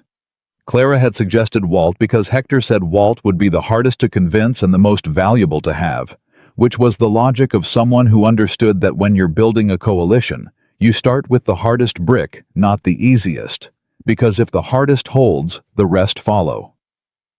He was gone a full day. He came back with Walt Pruitt riding beside him. Walt was a large man in his 60s, with a manner that suggested he had sat on juries and found verdicts and was prepared to do so again. He came into the kitchen and sat down, and Clara put food in front of him and let Nathaniel lay out the evidence while she listened from the stove and watched Walt's face move through the stages of a man learning something that reorders his understanding of a situation he thought he knew. When Nathaniel finished, Walt was quiet for a full minute. Then he said, "How long you figure he's been at this?" 18 months of land purchases we can document, Clara said from the stove. Probably longer in the planning. Walt looked at her directly. He had not looked at her directly before, and she had noticed it without making anything of it the way you notice whether you've decided not to take personally. You the one found it, he asked. I found it in the books, she said. He looked at her for another moment. Then he looked back at Nathaniel. Your wife's smarter than you, he said. Nathaniel almost smiled. I'm aware, he said. Clara kept her face toward the stove and did not let herself react to the word wife, which Nathaniel had not corrected, which she filed away in the place where she kept things that required more thought than she had time for right now. Walt left that evening with a copy of the key documents and the names of 3 other ranchers. He said he'd talk to personally, which was better than anyone else talking to them, because Walt Pruitt's word in that territory was a different currency than most men's. The following morning, Victoria Hale arrived, not with a wagon this time. On horseback riding alone, which was so different from her first visit that Clara felt the difference in her chest to think about what it meant. She came to the back door, not the front, which was another difference, and she knocked, which was the most significant difference of all. Clara opened it. Victoria was wearing riding clothes, and her dark hair was looser than usual, and there was something in her face that Clara had not seen there before. Something that had been stripped back like weather had gotten to a varnished surface, and the wood underneath was showing. "Can I come in?" Victoria said. Clara stepped back and let her in. Victoria sat at the kitchen table without being invited, and put her hands flat on the wood in front of her, which was a posture Clara recognized because she had stood in that exact posture herself, pressing her palms down to keep herself steady. "My father doesn't know I'm here," Victoria said. "I figured," Clara said. She put the coffee pot on without asking. Victoria looked around the kitchen at the evidence of work and warmth, and the bread Eliza had helped make that morning sitting on the board at the ledger, still open on the corner of the counter at the herbs drying from the ceiling beam that Clara had put up last week. "You've changed this house," Victoria said. "It needed changing," Clara said. A silence. "I found something," Victoria said. Clara turned around. Victoria's jaw was tight. "My father has an office at the house. I don't go in it. I've never gone in it." She paused. "I went in it 2 days ago." "What did you find?" Clara asked. Victoria looked at the table. "Letters," she said. "From someone in the Territorial Land Office. Names of people, officials, who my father has been paying." She swallowed. "For land approvals. For water rights certifications that were filed under false names." She looked up. "He hasn't just been buying land, Miss Whitmore. He's been bribing the people who are supposed to regulate it." Clara was very still. This was not the peace she and Nathaniel had found. This was a different peace, a higher peace, a peace that didn't just make Hale a predatory businessman, it made him a criminal. "Do you have them?" Clara asked. Victoria reached inside her coat and put a folded envelope on the table. Clara picked it up and opened it and read quickly. Her hands were steady. Her mind was running very fast. She read through twice. "Victoria," she said. The other woman looked at her. "Do you understand what these mean?" Clara asked. "Not for your father, for you, for your family name." Victoria's face did something complicated and painful. "Yes," she said. "I understand." "And you came anyway." "What he's doing is wrong," Victoria said, and for the first time her voice cracked slightly, the controlled surface giving way to something underneath it that was real and frightened and tired. "I spent a long time telling myself that men like my father play the game the way the game is played, and that's just how it is." She paused. "But people are going to lose their land, their water, their livelihoods. People who have been out here longer than my father has and who never did a thing to deserve it." She looked at Clara with an expression that had none of her earlier assessment in it. "I can't pretend I don't know that." Clara looked at her for a long moment. Then she poured 2 cups of coffee and sat down across from Victoria Hale and put 1 cup in front of her. "Tell me everything," Clara said. Victoria talked for 40 minutes. By the end of it, Clara had a complete picture, not just Hale's land scheme, but the network underneath it, the names of the officials he'd paid, the mechanism of the false certifications, the timeline that went back not 18 months, but 3 years. 3 years of patient, careful, methodical corruption. She also had something she hadn't expected. She had Victoria. Not as an enemy, not as someone to be managed or tolerated, as someone who had come in through the back door and knocked and sat at a kitchen table and told the truth at significant personal cost, and who was now looking at Clara with an expression that was asking, without quite being able to say it directly, whether that was enough. "What do I do?" Victoria asked. "With what I know." "You do exactly what you did," Clara said. "You give the evidence to people who can use it." She paused. And then you let it go where it goes. My father will. Your father has made his choices, Clara said quietly. For 3 years. She kept her eyes on Victoria's. You're making yours right now. A long silence.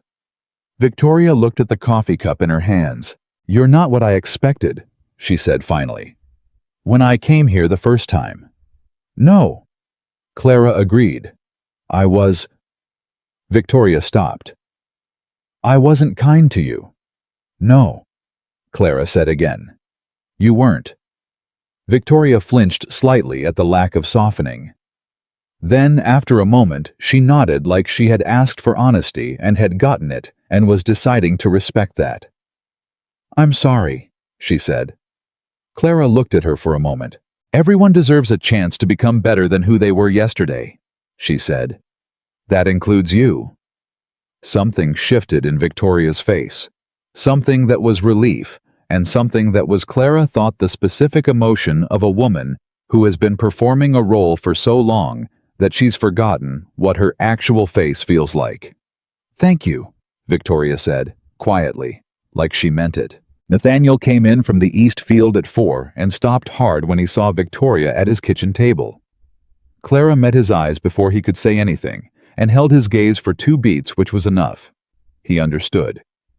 He came to the table and sat, and she brought him coffee, and he looked at Victoria and said with controlled evenness, Victoria. Nathaniel, she said. I owe you an apology too. He looked at Clara again. She pushed the envelope across the table toward him. He read the letters. The kitchen was very quiet while he read.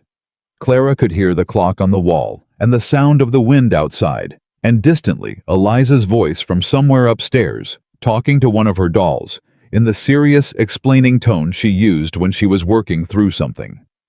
When Nathaniel finished reading, he set the letters down. He sat there for a moment.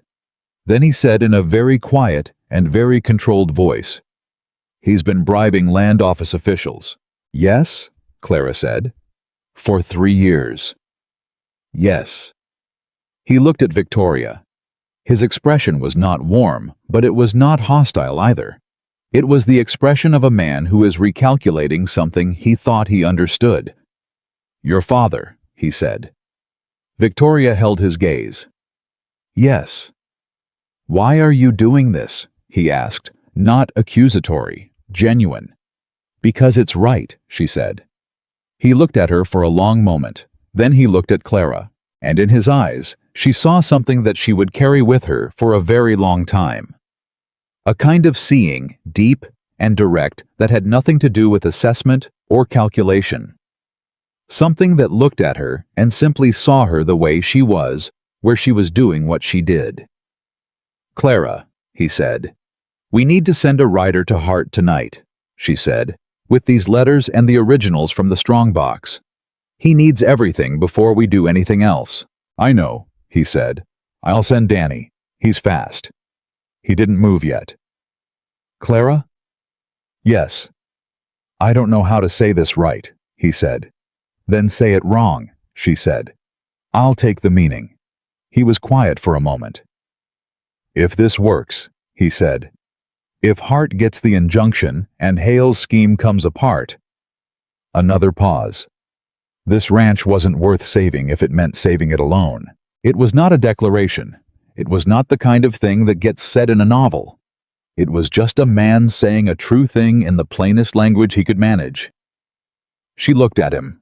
She felt the weight of everything, every year of being seen wrong, every door that closed before she could get her foot in it, every face that rearranged itself in disappointment when she walked into a room, and she also felt for the first time in longer than she could name that those things were not the whole of her story. Then let's make sure it works, she said. She went to the door and called for Danny. Outside, the early dark of a Wyoming autumn was coming down fast, and somewhere in the territory, George Hale was making his next move without knowing that 2 women who had never expected to be in the same room were sitting at a kitchen table with evidence that was about to take everything he'd built and turn it into ash. He did not yet know that the woman he had dismissed as unimportant had been the one who found it. He would find out. Very soon. He would find out exactly what kind of woman Clara Whitmore was, and it would be the last miscalculation he ever made. Danny rode out before full dark with both sets of letters tucked inside his coat against his skin, which was Clara's idea, not in a saddlebag where they could be taken, but on his body, where getting to them would require a different kind of decision entirely. She watched him go from the back step and then went inside and did not sleep. She lay in the dark and listened to the house breathe around her. Nathaniel's footsteps across the floor above her back and forth, the same restless pattern she had learned to recognize as his version of the thinking she did at kitchen tables. Eliza's complete stillness. That child slept like someone had switched her off absolute and total, which Clara found comforting in a way she hadn't expected. Thomas's occasional creak of a bed spring, the sound of a boy who slept lightly, because he'd learned early that the world could change while you weren't watching. She thought about George Hale in his house right now, in his office with his letters, and his plans, not yet knowing that his daughter had walked out of that office with the most dangerous pieces of it folded inside her coat. She thought about Edmund Hart in Cheyenne, who would have Danny knocking on his door by tomorrow morning. She thought about Walt Pruitt and the 3 names Walt had taken with him. She thought about Nathaniel saying this ranch wasn't worth saving if it meant saving it alone. She lay in the dark, and she held all of it, and for the first time since she had stepped off a train platform in Millhaven, with one suitcase and a speech she had rehearsed for 200 miles, she felt the specific and unfamiliar sensation of not being alone in a fight. It was a strange feeling. She wasn't sure she trusted it yet, but she held it anyway carefully, the way you hold something you have wanted for so long that having it feels almost like a trick. Morning came. With it came a rider that nobody had sent for. He arrived at 7 before the breakfast dishes were cleared, a young man Clara didn't know who wore the look of someone who had been riding since before dawn and had a message he was not pleased to be carrying. He asked for Nathaniel. Nathaniel came out. Clara stood in the kitchen doorway and watched through the window. She saw Nathaniel read the paper the young man handed him. She saw his face do something that it very rarely did, which was to show without control or filtration exactly what was happening inside him. Then he folded the paper and put it in his shirt pocket and came inside. "That was from the bank," he said. Clara waited. "Not just the note," he said. "They've reviewed my entire account. They're saying there are irregularities in my land title on the east pasture. They want documentation by the end of the week or they're freezing the account." She was very still. "That's not a banking decision," she said. "No," he said. "It's not." "Hale knows," she said. "Or he suspects. He's moving faster because he knows something shifted." Nathaniel looked at her. "Victoria," he said. "Maybe.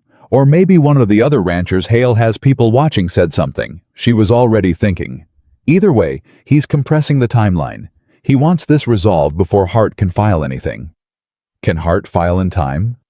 "Danny's been riding since last night," she said. "Hart should have the letters by this afternoon. Whether he can move fast enough?" She stopped. "I don't know." Nathaniel sat down heavily.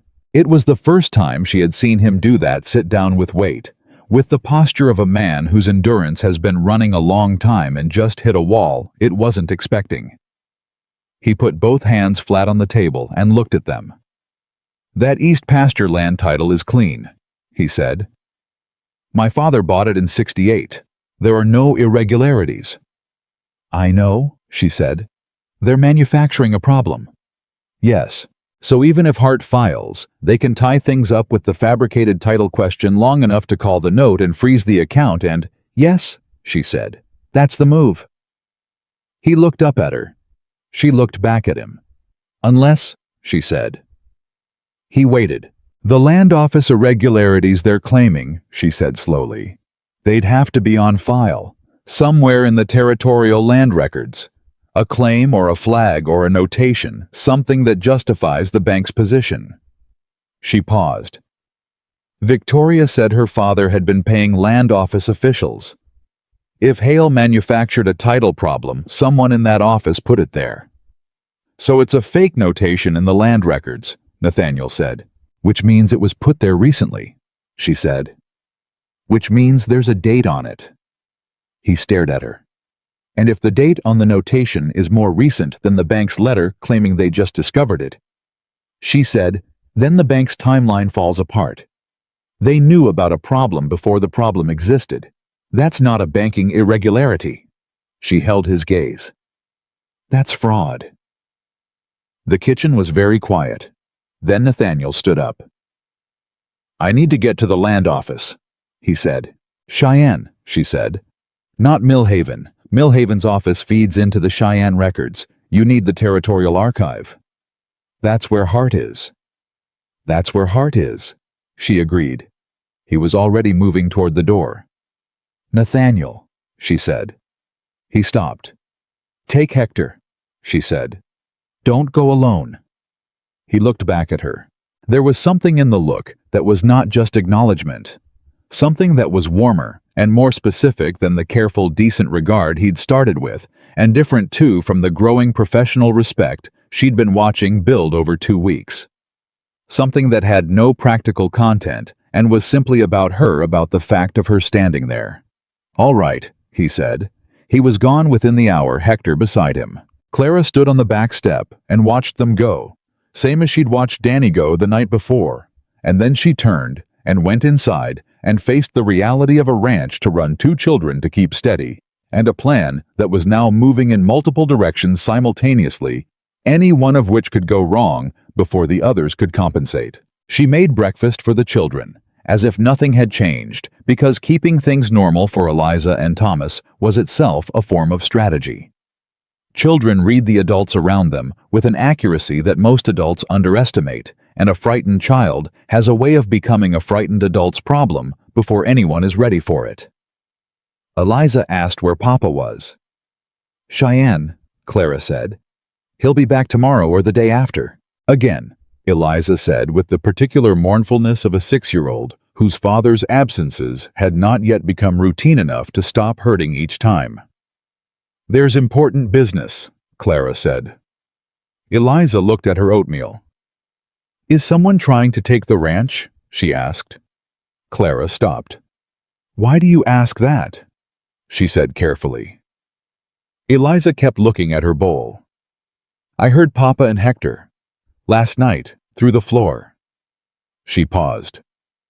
Papa said something about losing everything. Clara sat down across from her. She thought this child has already lost her mother. She has been listening through floors for years, trying to understand what is happening to the world. She depends on trying to hear whether the sounds from below are the sounds of safety or the sounds of danger. Someone is trying to cause trouble for the ranch, Clara said. Yes. Eliza looked up. But your papa is working on it, Clara said. And I'm working on it, and Hector, and some other people. She held the small girl's gaze. There are more people on our side than on their side. That matters. Eliza considered this. Are you scared? She asked. Clara thought about giving the easy answer. Then she thought about what kind of woman she wanted this child to learn from. A little, she said honestly. But being scared and being stopped are 2 different things. Eliza nodded slowly, processing this. Then she said, okay, and went back to her oatmeal with the practicality of someone who has received the information they needed and is ready to move on. Thomas, who had been sitting at the other end of the table, in the specific silence of a boy who is listening without appearing to listen, looked at Clara over the rim of his cup. She looked back at him. He gave a small nod, barely visible, the nod of a 9-year-old who had decided that something was all right. She held that. The day was long. The ranch ran. The men did their work, and Clara did hers, and she stayed in constant, low-level motion, the way she had learned to do when anxiety would otherwise find places to pool and deepen. She aired the front parlor. She worked on the week's accounts. She made a list of every document they had, every piece of evidence, and where each copy was. She wrote a letter to Edmund Hart summarizing the land title question, and the bank's letter, and the timeline, because if Hart was in possession of the facts before Nathaniel arrived, things would move faster. She sent it with a ranch hand named Collins, who was making a supply run to Millhaven and could put it on the noon post to Cheyenne. At 3 in the afternoon, George Hale arrived. Not with hired men this time, himself. He drove his own wagon alone, which was either a gesture of personal authority or a calculated signal that he did not consider this visit to require reinforcement. He was in his 60s. George Hale, a big man who had once been heavier and now carried the particular leanness of someone who has burned away everything except ambition. He had a face that Clara suspected had once been handsome and had settled over decades of hard use into something more durable than handsome. He came to the front door. Clara opened it before he knocked. She had seen him coming from the kitchen window. He looked at her with an expression she had not yet seen directed at her in this territory. Not dismissal, not assessment, but the direct, attentive look of a man who has decided that the person in front of him is relevant to what he's trying to accomplish. That told her something important about how yesterday had gone. He knew Victoria had been here. "Mr. Hale," she said. "Miss Whitmore," he said. "I'd like to come in." "Mr. Carter isn't here," she said. "I know," he said. "I came to speak with you." She stepped back and let him in. She brought him to the front parlor, not the kitchen. The kitchen was hers. She wasn't giving him the kitchen. He sat in the chair across from the settee and looked around the room with the deliberate appraisal of a man who is calculating the value of everything he can see. Then he looked at her. "You've been busy," he said. "I'm a busy person," she said. "I hear you've been going through Carter's books," he said, "looking into certain business relationships." "I help manage the household accounts," she said. "That's what I was brought here to do." "And visiting with my daughter," he said. Clara met his eyes and said nothing. "She came here yesterday," he said. "I know she did. Victoria is—" He paused, and something moved through his expression. Something that was almost human. Something that was a father's feeling for a child, even in a man who had decided long ago that everything, including his family, was a piece on a board he was playing. "She is young," he said. "She has certain ideas about right and wrong that are, shall we say, incomplete." "She seemed very clear-thinking to me," Clara said. His jaw tightened slightly. "Whatever she may have told you—" "Mr. Hale," Clara said. She kept her voice completely even. "What is it you came here to say?" He looked at her for a moment. Then he set his hands on his knees in the posture of a man who has decided to be direct because indirection is no longer serving him. "I came to make a proposition," he said. "All right. Carter's operation is sound," he said. "He's a good rancher. I don't have a personal quarrel with the man." He paused. "My interest in this territory is in the water rights. That is the asset that matters to my long-term plans. Not Carter's cattle, not his land in particular." Another pause. "If Carter is willing to negotiate a water rights agreement, a formal arrangement that gives my interests access to the water on his north and south boundaries in exchange for a fair payment and the resolution of the current banking situation, there is no reason this needs to go any further." Clara listened to this. She thought, he doesn't know about Hart. He doesn't know Nathaniel is at the land archive right now. He thinks the letters Victoria brought were the extent of what we have, and he's come here to negotiate with the woman he thinks is manageable while the man is away. He came here to go through her to get to Nathaniel. She felt something very cold and very clear move through her. "You're offering to make the bank situation go away," she said, "in exchange for the water rights." "A formal agreement," he said. "Legally documented. Fair compensation. And the note would be renewed at the original terms," he said. "The recent complications with the account would be resolved." "I see," she said. He watched her. "You're asking me to recommend this to Mr. Carter," she said. "You have his ear," Hale said. "Anyone can see that." There was something in his tone that was not quite a sneer, but carried the shape of the implication that a woman who had come through a marriage agency had currency with a man that was a specific and limited kind of currency, and he was offering to buy it. She looked at him for a long moment. "Mr. Hale," she said, "I'll tell Mr. Carter you came. I'll tell him your offer." She paused. I'll also tell him the date you made it, which will be useful information for his lawyer. The room went very still. Hale's expression changed. Not dramatically. Just slightly, a tightening. A recalculation, the look of a man who has just understood that the conversation he thought he was having is not the conversation that is actually happening. His lawyer, he said. Edmund Hart, she said. In Cheyenne. Hale did not move for a moment. Hart has experience with territorial land cases, she said pleasantly, specifically with cases involving land office records and the people who maintain them.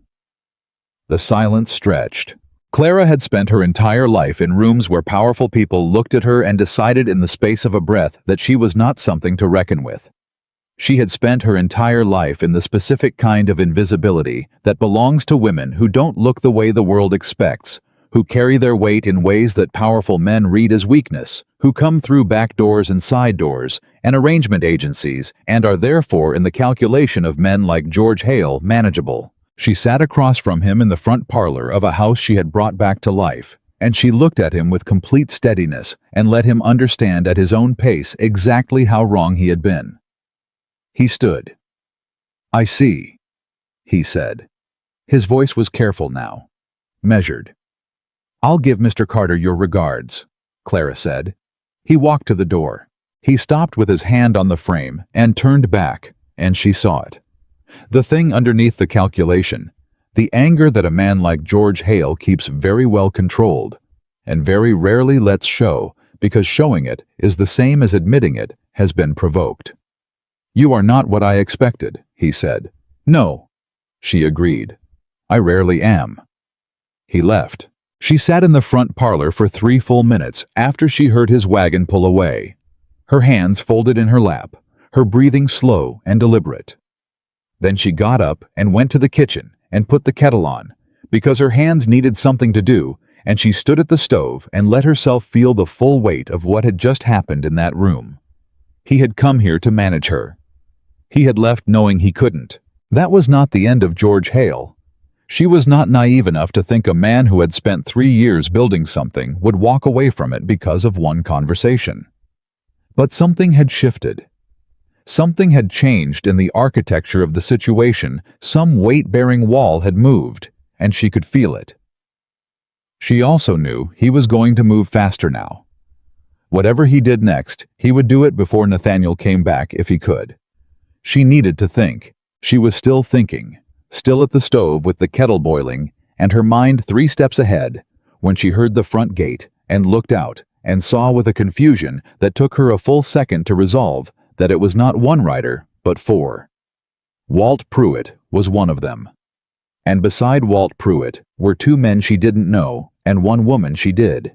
The woman was Margaret Ellison, who ran the dry goods in Millhaven with her husband, and who had been in the week since Clara's arrival, the only woman in town who had ever looked at Clara without the social calculation that Victoria had deployed, or the pity that some of the others thought was kindness. Margaret was 61 years old and had crossed 3 territories in a wagon with a husband and 4 children, and opinions she had never once held back for someone else's comfort. Clara opened the front door before they knocked. Walt tipped his hat. Miss Clara. Walt, she said. Margaret. Margaret looked at her with her direct, no-weather-about-it gaze. Word got around, she said, about what Hale's been doing. How much word? Clara asked. Enough, Walt said. My neighbors, their neighbors. Some folks came in from the far ranches this morning when they heard. He paused. There's people who want to talk to Carter. He's in Cheyenne, she said. When's he back? Tomorrow, maybe tonight if things moved fast. Walt exchanged a look with the men beside him. Hale went to see you, Walt said. It wasn't a question. He left 20 minutes ago, Clara said. What did he want? She told them. All of it quickly without embellishment. When she finished, Margaret said, He offered you a bribe. He offered me the opportunity to recommend a deal, Clara said. Same thing? Margaret said. Yes, Clara agreed. Same thing. Margaret looked at her with an expression that was, Clara realized, a kind of seeing the same thing Nathaniel's look had been doing over the past weeks, becoming clearer and more direct, like a lens coming into focus. "You sent him off," Margaret said. "I sent him off," Clara confirmed. Something in Margaret's face confirmed what they suspected. "Good," she said simply. They came inside. All four of them in the kitchen, because Clara brought them there naturally without thinking, the way she had been doing for weeks, bringing people to the kitchen because the kitchen was where things became real, where conversation had substance and decisions had weight. She made coffee and she listened while Walt told her what he knew, not just what she'd told him, but what he'd gathered from the other ranchers, the full extent of what people were now understanding about Hale's scheme. She added what she knew. The men with Walt added pieces of their own. Margaret, who knew everything that moved through Millhaven, because dry goods were the center of all social commerce in a frontier town, and people talked while they waited for their order, added things that surprised even Walt. George Hale had been buying goodwill in Millhaven for 3 years. Donations to the church, money for the school, the kind of generosity that looks like community investment and is actually in the hands of a man like Hale. Reputation insurance.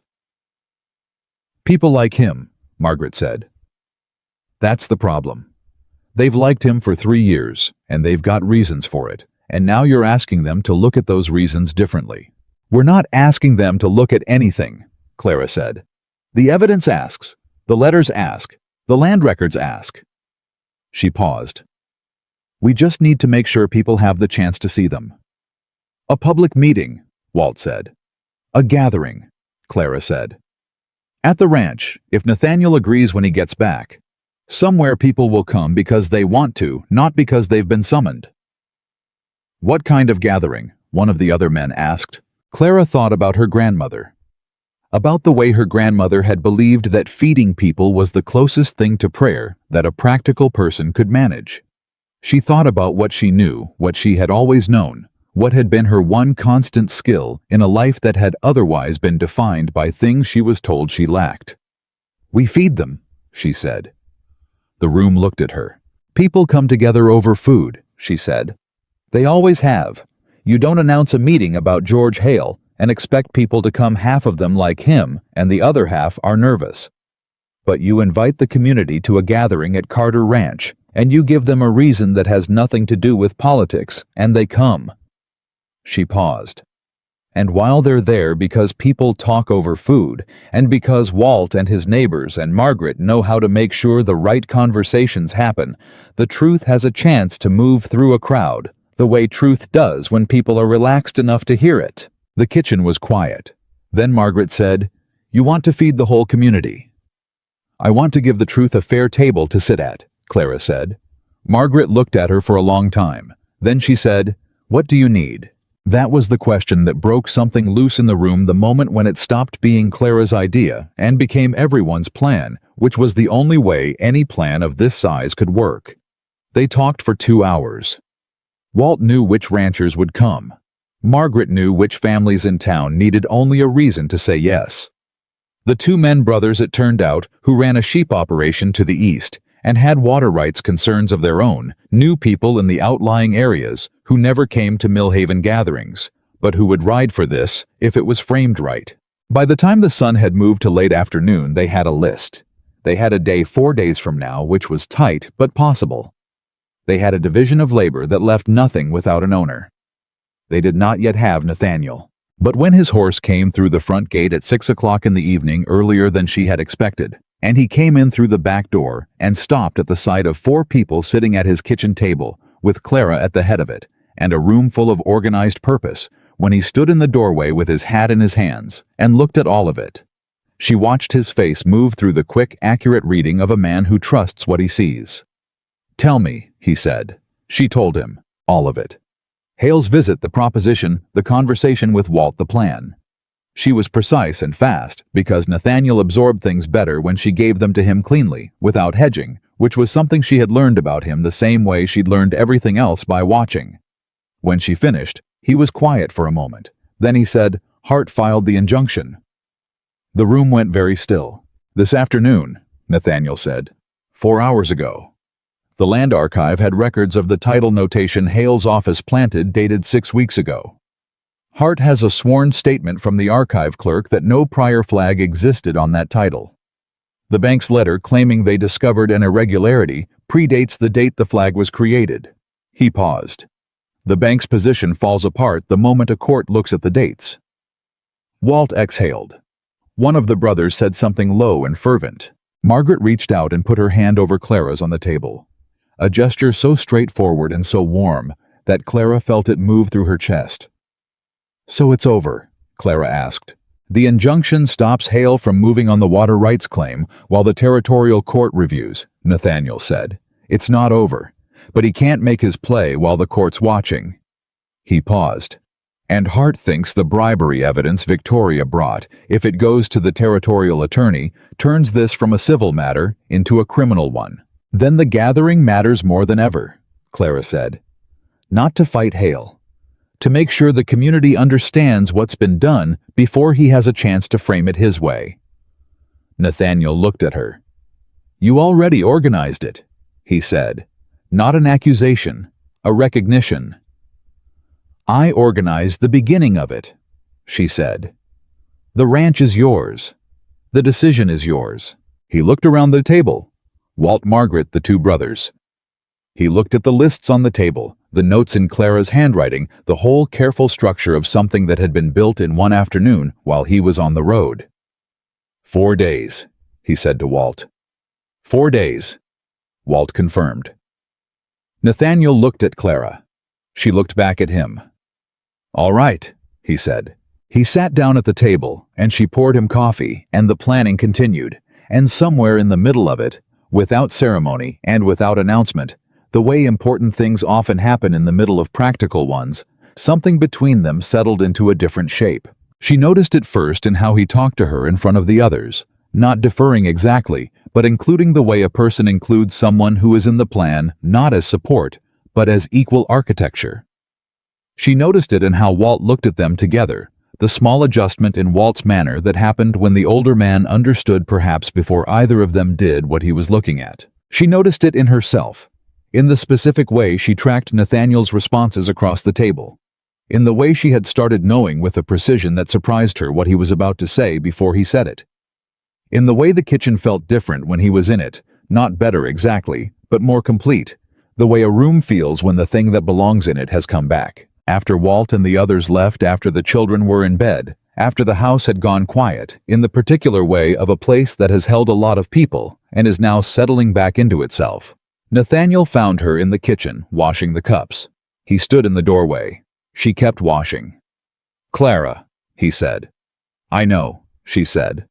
A pause. "You know what I'm going to say?" he asked. "I know you're going to say something," she said. "You've been working up to it for 3 days." She heard him make a sound that was almost a laugh. Not quite, but the shape of one, the outline of it, the first evidence she had that there was laughter somewhere in Nathaniel Carter, that just needed the right conditions to emerge. "I'm not good at this," he said. "At what?" "At saying things," he said. "The kind of things that aren't about business or the ranch or what needs doing." "I noticed," she said. Another sound closer to the laugh this time. "I've been alone a long time," he said. "Since Margaret, since the children's mother. I got used to it. I convinced myself I'd gotten used to it." He stopped. "I hadn't." She set the last cup on the board and turned around. He was standing in the doorway, and he looked for the first time since she'd known him like a man who didn't know exactly what to do with his hands. The hat was on the hook. His hands were at his sides, and he was looking at her with that thing in his eyes that had been building for weeks, that she had been tracking and refusing to name because naming it felt like claiming something she hadn't been offered. "I need to say this right," he said. "You said that before," she reminded him. "I told you to say it wrong." He looked at her for a moment. Then he walked across the kitchen, not quickly, not dramatically, just directly the way he did everything, with the deliberate, unhurried intention of a man who has made a decision and is following it through. And he stopped an arm's length from her and looked at her from that distance with an expression that was open in a way she had not yet seen from him. I don't know what I expected when I sent that letter to the agency, he said. I know it wasn't. He stopped. I know I was thinking practically. I needed someone to manage the house. I needed the children to have someone. I was not thinking about myself. He paused. That was a habit I'd gotten into. Not thinking about myself. She waited. You walked off that train and you told me you weren't pretty, he said. You said it before I could say anything, before I could do anything, like you were trying to give me an exit, before I could take one. He looked at her. I want you to know that I have not once since that moment looked at you and thought about what you said on that platform. Her throat tightened slightly. I have looked at you, he said, and thought about what you do, and how you think, and how you walk into a room and it changes, and how you talk to my children. He stopped. And how you looked at George Hale this afternoon, and I wasn't there to see it, but Walt told me how you looked at him, and I want you to know that that did something to me. She didn't trust her voice. I'm not saying this right, he said. You're saying it right, she said.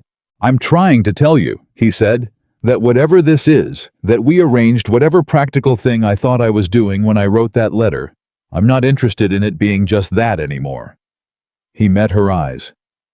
I don't know how to ask you if you feel the same way without it sounding like an accounting problem, but I'm asking.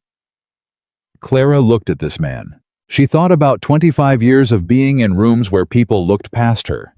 She thought about the train platform and the speech she had rehearsed, the preemptive surrender. The I ain't pretty that she had held in front of herself like a shield for so long, she'd started to think it was her face. She thought about Eliza saying, you're worth more than 10. She thought about Thomas saying, I'm glad you came. She thought about the kitchen that smelled like cinnamon, and the rolls on Sunday mornings, and the ledger open on the table, and the moment Nathaniel had said we instead of I, and the specific way she had felt that word land. She reached out and took his hand, not dramatically, not in the way it happens in the kind of novels Nathaniel's first wife had apparently read. Just directly the way she did everything. She reached out and took his hand in both of hers, her round, capable, work-worn hands, and she held it. Nathaniel Carter, she said quietly, I came here because I had to, and because I wanted to, and both of those things are still true. And somewhere between the freight contract and the dam and George Hale in the front parlor, she paused. Somewhere in there, this stopped being an arrangement. He looked at their hands. Then he looked at her. Good, he said. Simple, plain, the one word that meant a beginning, and both of them knew it. He didn't let go of her hand. She didn't let go of his. They stood in the warm kitchen, in the quiet house with the Wyoming night pressing cold against the windows, and the gathering was in 4 days, and George Hale was not finished, and the territorial court had an injunction, and Hart had the bribing evidence, and Walt Pruitt had a list of names, and Margaret Ellison had a community to move, and Clara Whitmore, who had stepped off a train 3 weeks ago with one suitcase and a speech about not being pretty, stood in the kitchen she had brought back to life, and held the hand of a man who had finally learned to see what was in front of him. Tomorrow, there would be more to do. There always was. But tonight in the kitchen, something had been named, and it would not go back to being unnamed. The 4 days before the gathering moved the way days move when everything matters faster than you want them to and slower than you can stand. Clara slept 4 hours a night and did not complain about it because complaining required time she didn't have. She cooked in quantities she had never attempted alone, which meant she was not alone. Margaret Ellison came out on the second morning with her daughter-in-law and 2 women from the church who Margaret had recruited with the specific efficiency of someone who had been organizing communities since before half the territory was settled. They took over the second kitchen table without being asked and simply began, which was the most useful thing anyone had ever done in Clara's presence. The menu was not simple, and it was not meant to be. Clara understood with a precision that had nothing to do with strategy and everything to do with 30 years of watching her grandmother use food as a language, that what you serve a community you are trying to reach has to say something.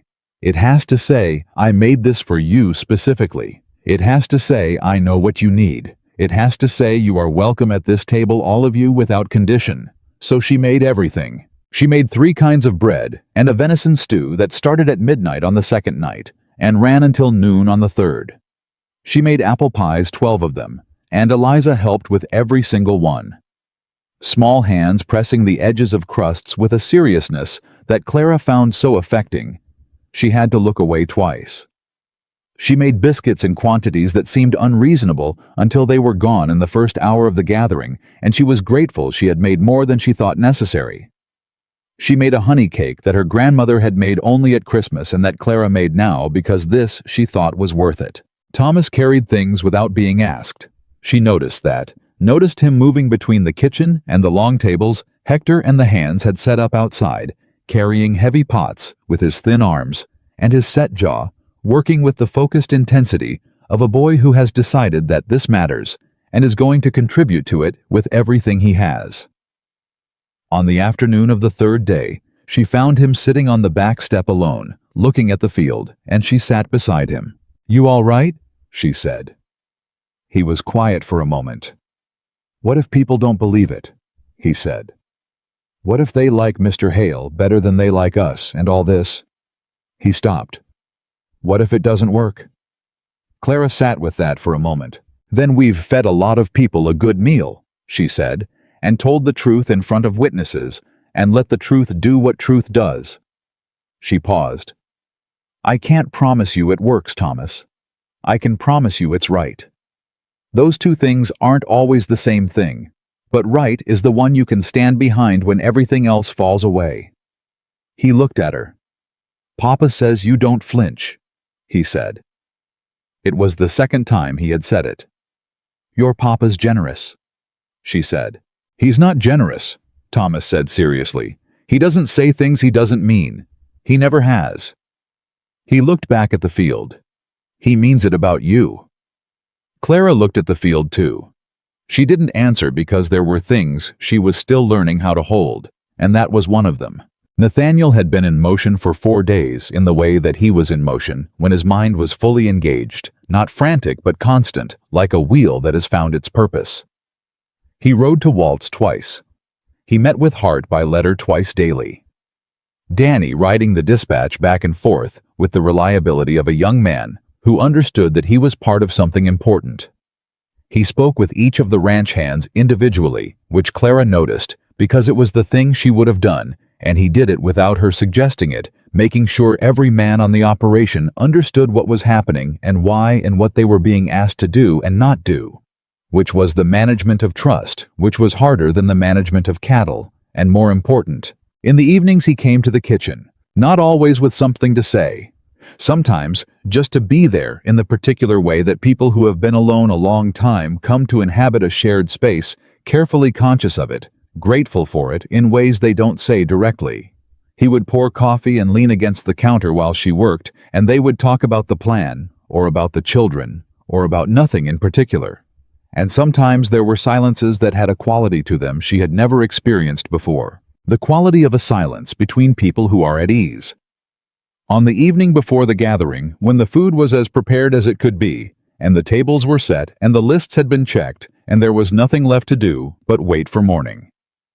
He came to the kitchen and stood in the doorway and looked at her for a long moment.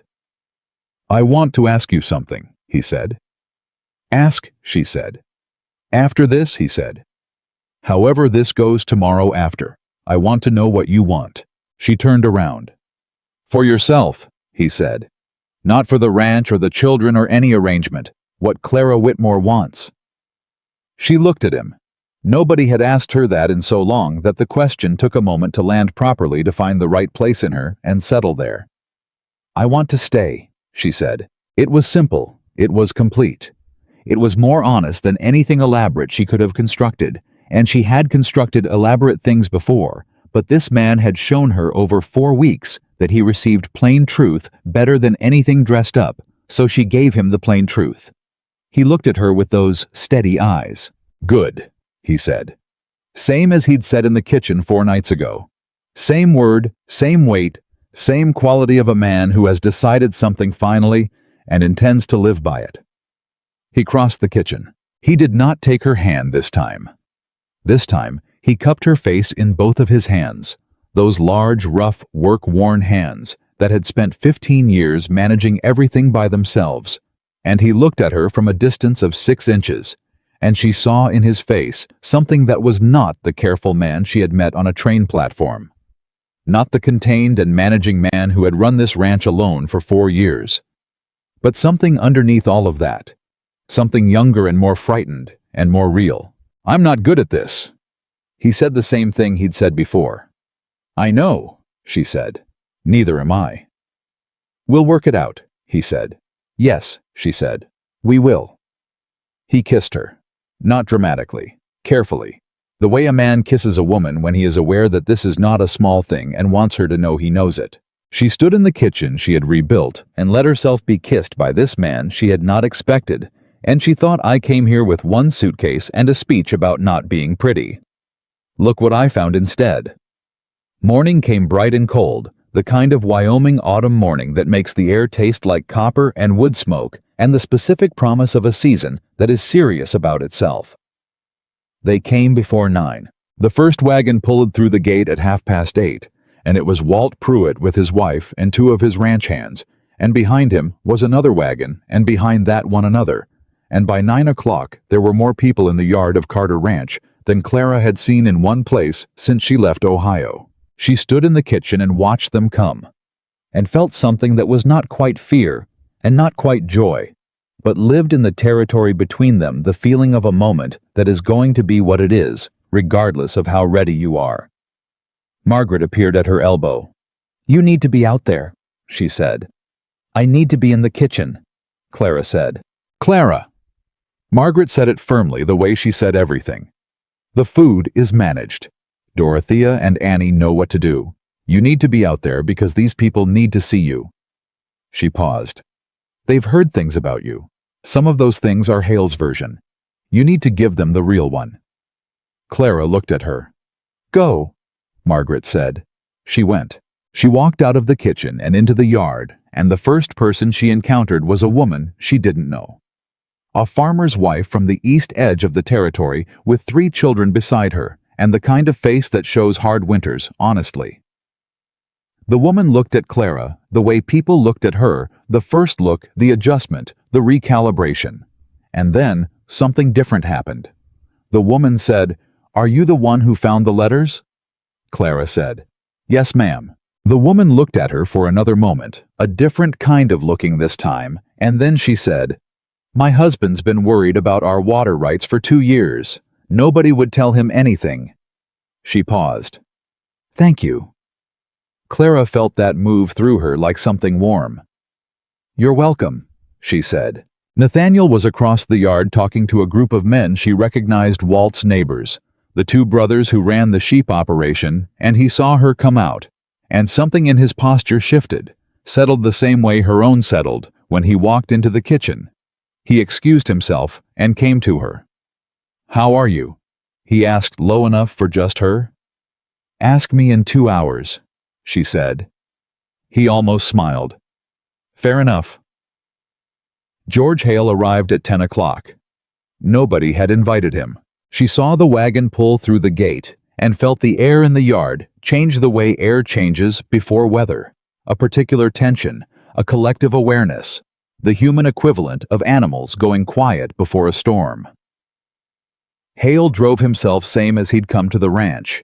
He stepped down from the wagon, and he was wearing his good coat, and his expression was composed in the specific way of a man who has decided that the best play left to him is to act as if nothing has happened. He was wrong about that, but he didn't know it yet. Nathaniel saw him. Clara watched Nathaniel's jaw set, watched him make the decision not to move toward Hale or away from him, watched him choose the position of a man who stands his ground on his own property. Hale moved through the gathering with the ease of someone accustomed to being the most significant person in any room. He shook hands. He smiled. He spoke to people who had known him for years and who were, Clara could see from across the yard, responding to him with the warmth of habit, not yet knowing what they were going to hear today, not yet understanding that the warmth they felt toward him had been carefully cultivated for exactly this kind of moment. He reached Clara. He stopped. He looked at her the way he had looked at her in the front parlor, with the direct assessment of someone who has recategorized her and is working out the implications. "Miss Whitmore," he said. "Mr. Hale," she said. "I'm glad you came." Something flickered in his eyes. He hadn't expected that. "Are you?" he said. "I am," she said. "I think it's important that you hear what's going to be said today from the same place everyone else hears it." She met his gaze without flinching. "I think that's only fair." He looked at her for a long moment. "You're a remarkable woman," he said, and she could not tell entirely whether it was a compliment or a concession or both. "I'm a woman who does what needs doing," she said, "same as most." He moved away into the crowd. She let herself breathe. Walt Pruitt stood up on the back of his wagon at 10:30, and the yard went quiet. The way crowds go quiet when someone with the right kind of authority asks for attention. Not loud authority, not the authority of volume or office, but the authority of a man who has been on his land for 3 generations and has therefore earned the right to be heard. "I've been ranching in this territory for 30 years, Walt said. "Some of you have been here longer, some of you are newer, but every one of you has staked something out here, your land, your water, your family's future." He paused. "I need you to know something that some of you don't know yet, about the water rights in this territory and who's been trying to take them." He talked for 15 minutes. He was not a dramatic man, and he did not speak dramatically. He spoke the way he did everything plainly, with weight, letting the facts carry themselves because the facts were heavy enough to carry the load without embellishment. He held up the documents, the copies of the letters, the land purchase records, the dates on the territorial archive notation, the bank's letter that predated the problem it claimed to have discovered. He didn't interpret them extensively. He let people look at them, pass them hand to hand, read them with their own eyes. Clara watched the crowd. She watched faces move through the same stages.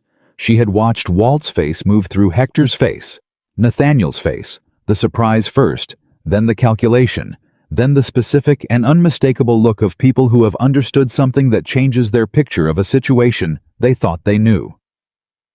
She watched the people who had just been smiling at George Hale stop smiling. She watched George Hale watch them stop smiling. His composure held. She had to give him that. He stood in the crowd with his good coat and his controlled expression, and his composure held even as the ground shifted under it, because a man who has been doing what he's been doing for 3 years has had a lot of practice not showing what's underneath. Then Edmund Hart spoke. Hart had arrived an hour earlier quietly, with a leather case and the manner of a man who does not need to announce himself because what he carries announces him. He was slight and gray-haired, and had the eyes of someone who had spent 40 years in rooms where people tried to make documents say things they didn't actually say, and had gotten very good at finding the difference. He explained the injunction. He explained what the bribery evidence meant under territorial law. He explained in the careful and precise language of a man who knows that what he is saying will be repeated and needs to be repeatable accurately what the territorial attorney's office was now investigating. The yard was completely silent. When he finished, a man in the back, a farmer, someone Clara didn't know, a weathered man in his 50s, who had the look of someone who had not spoken in a public gathering for a long time and was spending something to do, it now called out, "What about our water rights, the ones Hale already claimed in his scheme?" Hart said, "The injunction freezes all of them, pending the court review. Every water rights claim filed through Hale's land agent in the last 3 years is under examination. If those claims were filed with fraudulent documentation, they are void." The man nodded slowly, and then he turned and looked at George Hale, and several other people turned and looked at George Hale, and the particular quality of being looked at by people who have just understood what you have done is a quality that no composure can fully absorb. Hale moved. He walked toward Nathaniel, not toward the wagon where Walt and Hart were standing, toward Nathaniel, specifically, the direct line of a man who has decided that his last play is a personal one. Clara moved at the same moment without making a decision to move, without thinking about it, simply responding to what she saw, the way she responded to everything, with the directness of someone whose instincts have been calibrated by a lifetime of paying attention. She reached Nathaniel's side before Hale did. She stood there slightly to Nathaniel's left, and she looked at Hale as he came to them, and she did not step back or step aside. Hale stopped. He looked at them both. He looked at Clara standing beside Nathaniel, standing with him, not behind him, and not in front of him, but beside him, in the way of someone who has decided where she belongs, and intends to be there regardless of what comes. "Carter," Hale said. His voice was still controlled. "You've made your move. I'll make mine." "That's your right," Nathaniel said. "The court process takes time," Hale said. "I have lawyers. I have resources. I can tie this up for years." "You can try," Nathaniel said. Hale looked at him. Then he looked at Clara. "You," he said. "You are the one who turned this." Clara met his eyes. "I found what was there to find," she said. "And I gave it to people who needed to know it. That's all I did." "You're a woman who came here through a marriage agency with one bag," he said. And there was nothing polite left in his voice now. The composure had found its limit. "Nobody. You were nobody." Clara looked at him. She thought about 25 years. She thought about the mirror she had stopped looking into. She thought about the train platform and the speech she had rehearsed. She thought about a kitchen in Ohio and a father who taught her to read books and died and had nothing to leave her. She thought about Eliza saying, "You're worth more than 10." She thought about Thomas working beside her without being asked. She thought about the farmer's wife who had said thank you. "Then you should have paid closer attention to nobody," she said. Something broke in Hale's face. Not dramatically, just a crack in the surface, a fracture line that ran through the composure he'd been holding, and for one brief moment she saw what was underneath it. Not a powerful man, not a strategic man, but a man who had spent so long being underestimated by other people that he had made the foundational mistake of his career, which was to assume that the people who didn't look like power couldn't wield it. He turned and walked away through the crowd. People moved aside to let him pass and did not move back together afterward, the way they had moved together before he came. He walked to his wagon alone. He climbed up. He drove out through the gate, and the gathering closed behind him like water behind a stone, quiet and complete. Nathaniel let out a breath beside her. She heard it, the specific exhale of someone who has been holding something for a very long time. "He's not done," she said quietly. "No," Nathaniel agreed. "But he's done here." And there was something in the way he said here, meaning this yard, this community, these people who had just seen what he had done and had turned to look at him the way the turning had happened, that told her the most important thing about what had just shifted. Hale could fight in courtrooms. He could use his lawyers and his resources and his time the way he'd told Nathaniel he would. But what he could not do, not anymore, was move in secret. Not in this territory. Not with these people who had now passed his letters hand to hand, and read his dates with their own eyes, and would go home tonight and tell their neighbors and their neighbors' neighbors. The machine that had worked because nobody was watching had been seen, and seen things work differently. The gathering went on for 3 more hours. That was the part that surprised Clara most. Not the confrontation, not the documents, not even Hale's departure, but the 3 hours afterward, when the crowd did not dissipate, but settled in, and people ate and talked and introduced themselves to people they had seen in town for years, but never properly met, and children ran between the tables, and someone produced a fiddle from somewhere, and there was at one point in the late afternoon actual dancing. She stood at the edge of it and watched it, and felt something she did not have an immediate word for. Margaret came and stood beside her. "You did this," Margaret said. "People did this," Clara said. "People came because of the food," Margaret said. "And they stayed because of the truth. Both of those things were you." She paused. "Don't argue with me. I'm older than you, and I've been right about most things for 61 years. Clara almost laughed.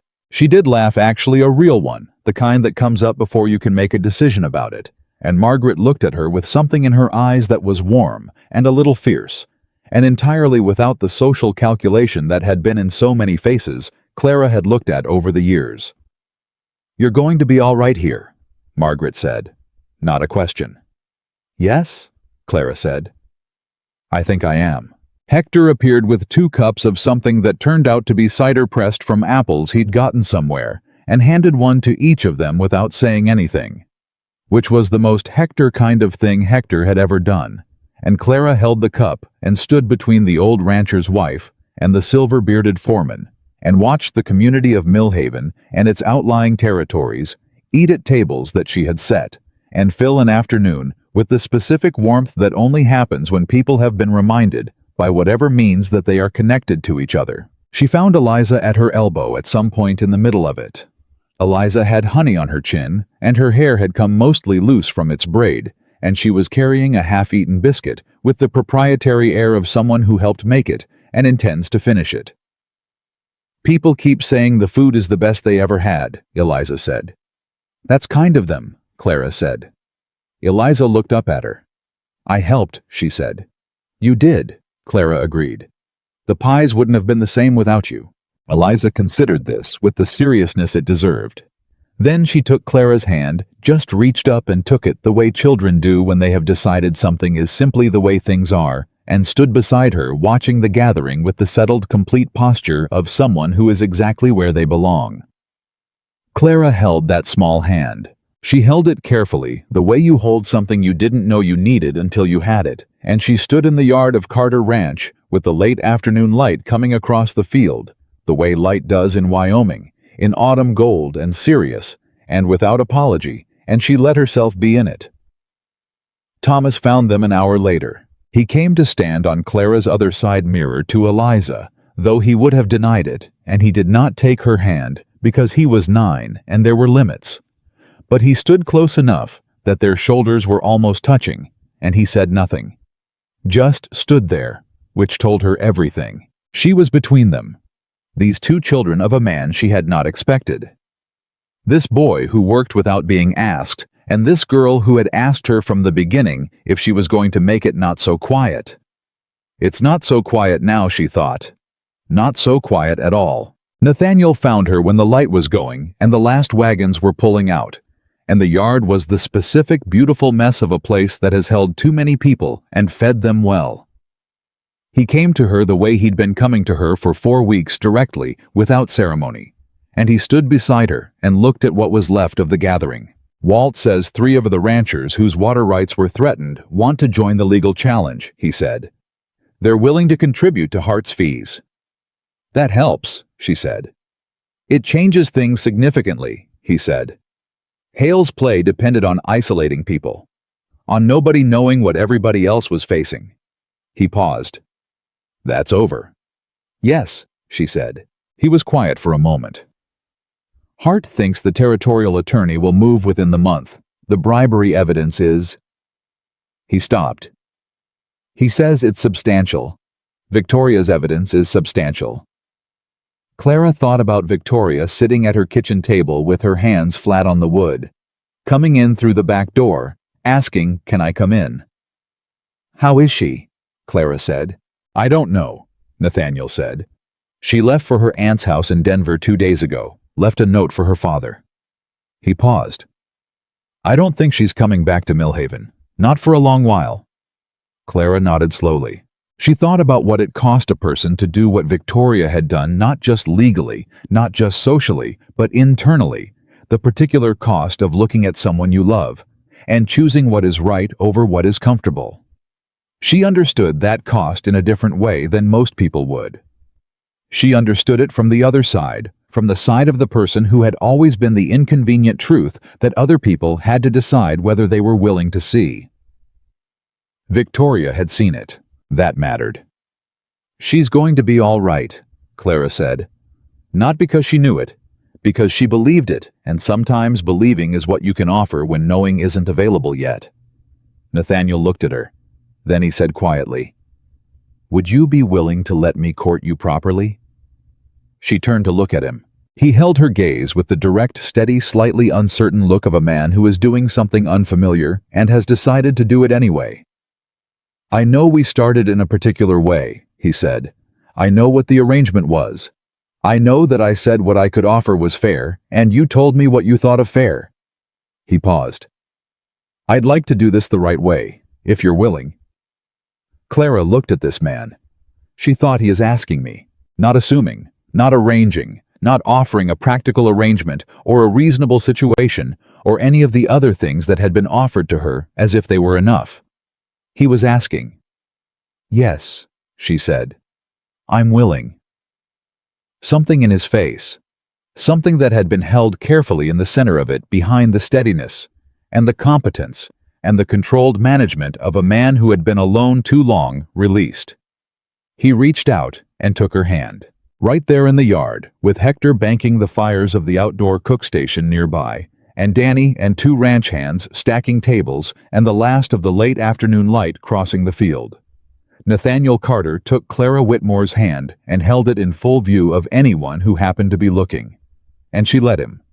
And that was the beginning of the real story. Not the arrangement. Not the train platform. Not the practical necessity that had brought her across 2 states with 1 suitcase and a rehearsed speech about being plain. This was the beginning. The weeks that followed had their own difficulty. Hale's lawyers were as capable as he'd promised, and the territorial court process was slow and sometimes maddening. The kind of legal grinding that takes place in rooms far from where the actual consequences live and moves at a pace that has no regard for the human cost of waiting. There were weeks when Nathaniel came to breakfast with the specific tension of someone who has been running numbers in his head since before dawn and hasn't liked what he's found. There were weeks when Clara listened to Hart's letters read aloud at the kitchen table and had to work very hard to keep her own counsel when what she wanted to do was put on her coat and walk to Cheyenne and handle it herself. She did not do that. She did what she had always done. She worked. She kept the household. She kept the books with the precision of someone who knows that margin matters, that the difference between a ranch that makes it and a ranch that doesn't is often $100 here, a renegotiated contract, there a waste caught before it compounds. She renegotiated the Keegan freight contract within 30 days of the gathering alone by letter, and she obtained terms that saved Nathaniel $400 in the first season alone. Keegan, faced with a woman who knew the market rates to the penny and had written them in the margin of his quoted price, capitulated with the specific grace of someone who had been hoping you didn't know what you clearly know. Nathaniel came home to find the new contract on the kitchen table and stood reading it for a long time. "How did you?" he started. "I wrote him a very specific letter," Clara said. "Apparently," he said. He folded it and put it in the strongbox and came back and looked at her with the expression she had come to know, the one that was still weeks in working out the dimensions of her still finding new ones. "Clara," he said. "Don't say it like I've done something extraordinary," she said. "I read a contract and compared it to the market. Anyone could do that." "And yet," he said. "Don't," she said. But she was almost smiling. He was smiling. Really smiling, the one she had worked out of him slowly over weeks, the one that changed his whole face into something younger and more open. She had decided early that making Nathaniel Carter smile was a worthwhile investment of her time, and she had been right.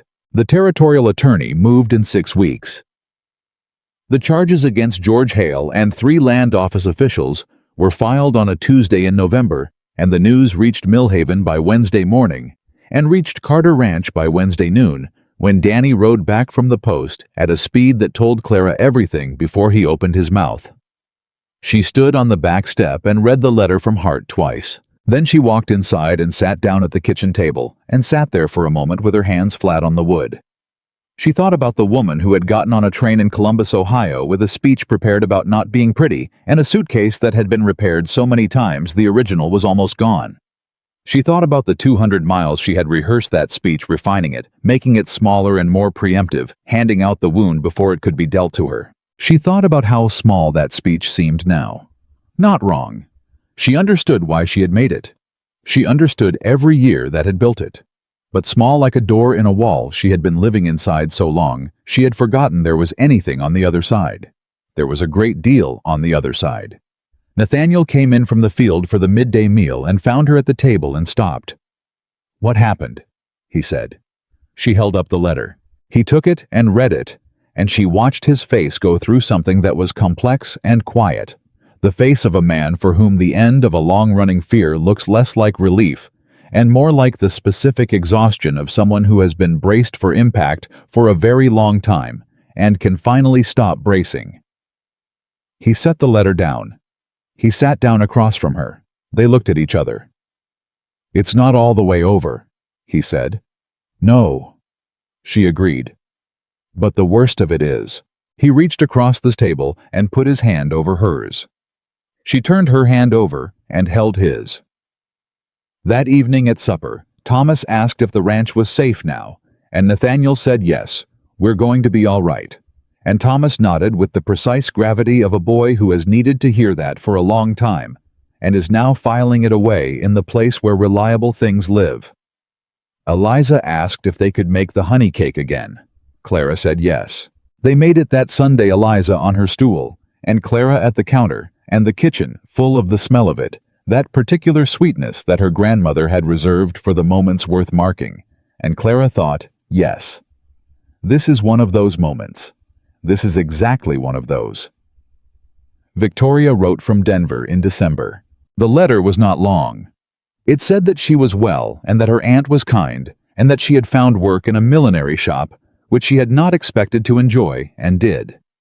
It said that she understood if Nathaniel and Clara did not want to hear from her given everything. It said she hoped they were all right.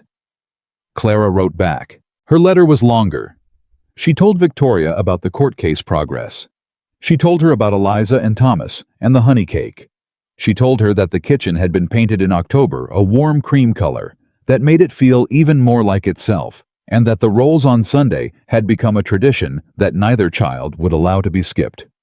She said, "You did a brave thing. Brave things have a way of opening the world back up. I believe yours will." She said, "You are welcome at this table whenever you find your way back." She meant it entirely. The winter came down on Wyoming with the particular certainty of a season that has been here many times before and knows its own strength.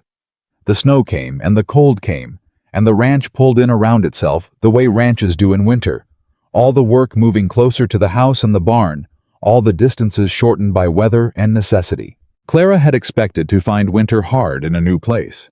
She found instead that she had been preparing for it all her life, all the years of making do with what was there, of finding warmth in difficult spaces, of being the kind of woman who does not wait to feel at home before she starts building one.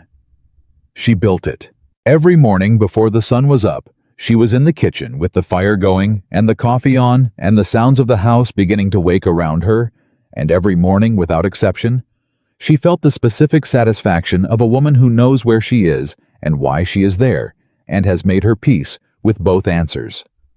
She was here because she had to be once. She was here because she wanted to be now. She was here because she had walked into a cold and empty house with one suitcase and a talent that people had underestimated for 25 years, and she had done what she had always done. She had fed the hunger she found. Not just the hunger for food, the hunger for warmth, for belonging, for the feeling of a table that has room at it for everyone who comes. She had fed a family back to life. She had fed a community back to itself. She had fed a man who had forgotten how to live back to the business of living. And in doing all of that, she had fed herself back to something she had nearly stopped believing in, the belief that she was worth feeding too. That her hunger was real. That she deserved the same warmth she gave. On a morning in February, the snow thick on the ground, and the sky that particular blank white of a Wyoming winter at its depth, Nathaniel came down the stairs and found her at the stove and stood in the doorway and looked at her. "Morning," he said. "Morning," she said. "Coffee's ready." He came and stood beside her at the stove, close the way he stood now without the careful measured distance of a man maintaining a reasonable arrangement, and he looked out the small window above the sink at the snow and the white field and the bare trees along the fence line. "I've been thinking," he said. "About what?" she said. "About asking you a question," he said. She looked at him sideways. He looked back at her, steady and direct, the most Nathaniel Carter way there was to look. "I think you know the question," he said. She turned from the stove to face him fully. She thought about the train platform, the one suitcase, the speech she had rehearsed for 200 miles, the preemptive surrender the "I ain't pretty" said loud and first so that no one else could use it as a weapon. She thought about every year that had built that speech, every door, every face, every room that rearranged itself in disappointment. She thought about how far she was from all of that. She thought about Eliza's hand in hers, Thomas's shoulder almost touching hers, Hector's cider, Margaret's 61 years of being right, Walt Pruitt's 3 generations of land, Victoria's letter from Denver, Edmund Hart's careful gray eyes and the injunction that had stopped a machine. She thought about standing in the front parlor and watching George Hale understand that he had miscalculated. She thought about this man in front of her who had stood on a train platform doing the arithmetic of disappointment and had somewhere between the freight contract and the kitchen table and the hand held in full view of everyone remaining, decided that she was the answer to a question he hadn't known he was asking. "Ask it," she said. He took her hand.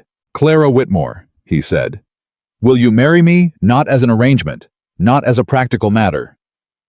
He held her gaze without flinching, and she knew where she had heard that quality of holding before, and she understood now what it cost and what it was worth. "Because I love you. Because this house is yours as much as mine and has been since the day you walked into it. Because my children need you, and I need you, and because I have been alone long enough to know the difference between company and the person you were meant to live beside." He paused. "Because you are the most remarkable woman I have ever known," he said, "and I want everyone in this territory to know you are mine and I am yours." The kitchen was very quiet. The snow fell outside the small window. Clara looked at this man who had asked her who had never assumed or arranged or offered her something reduced and called it enough. She thought, "I came here with one suitcase." She thought, "Look what I am leaving with."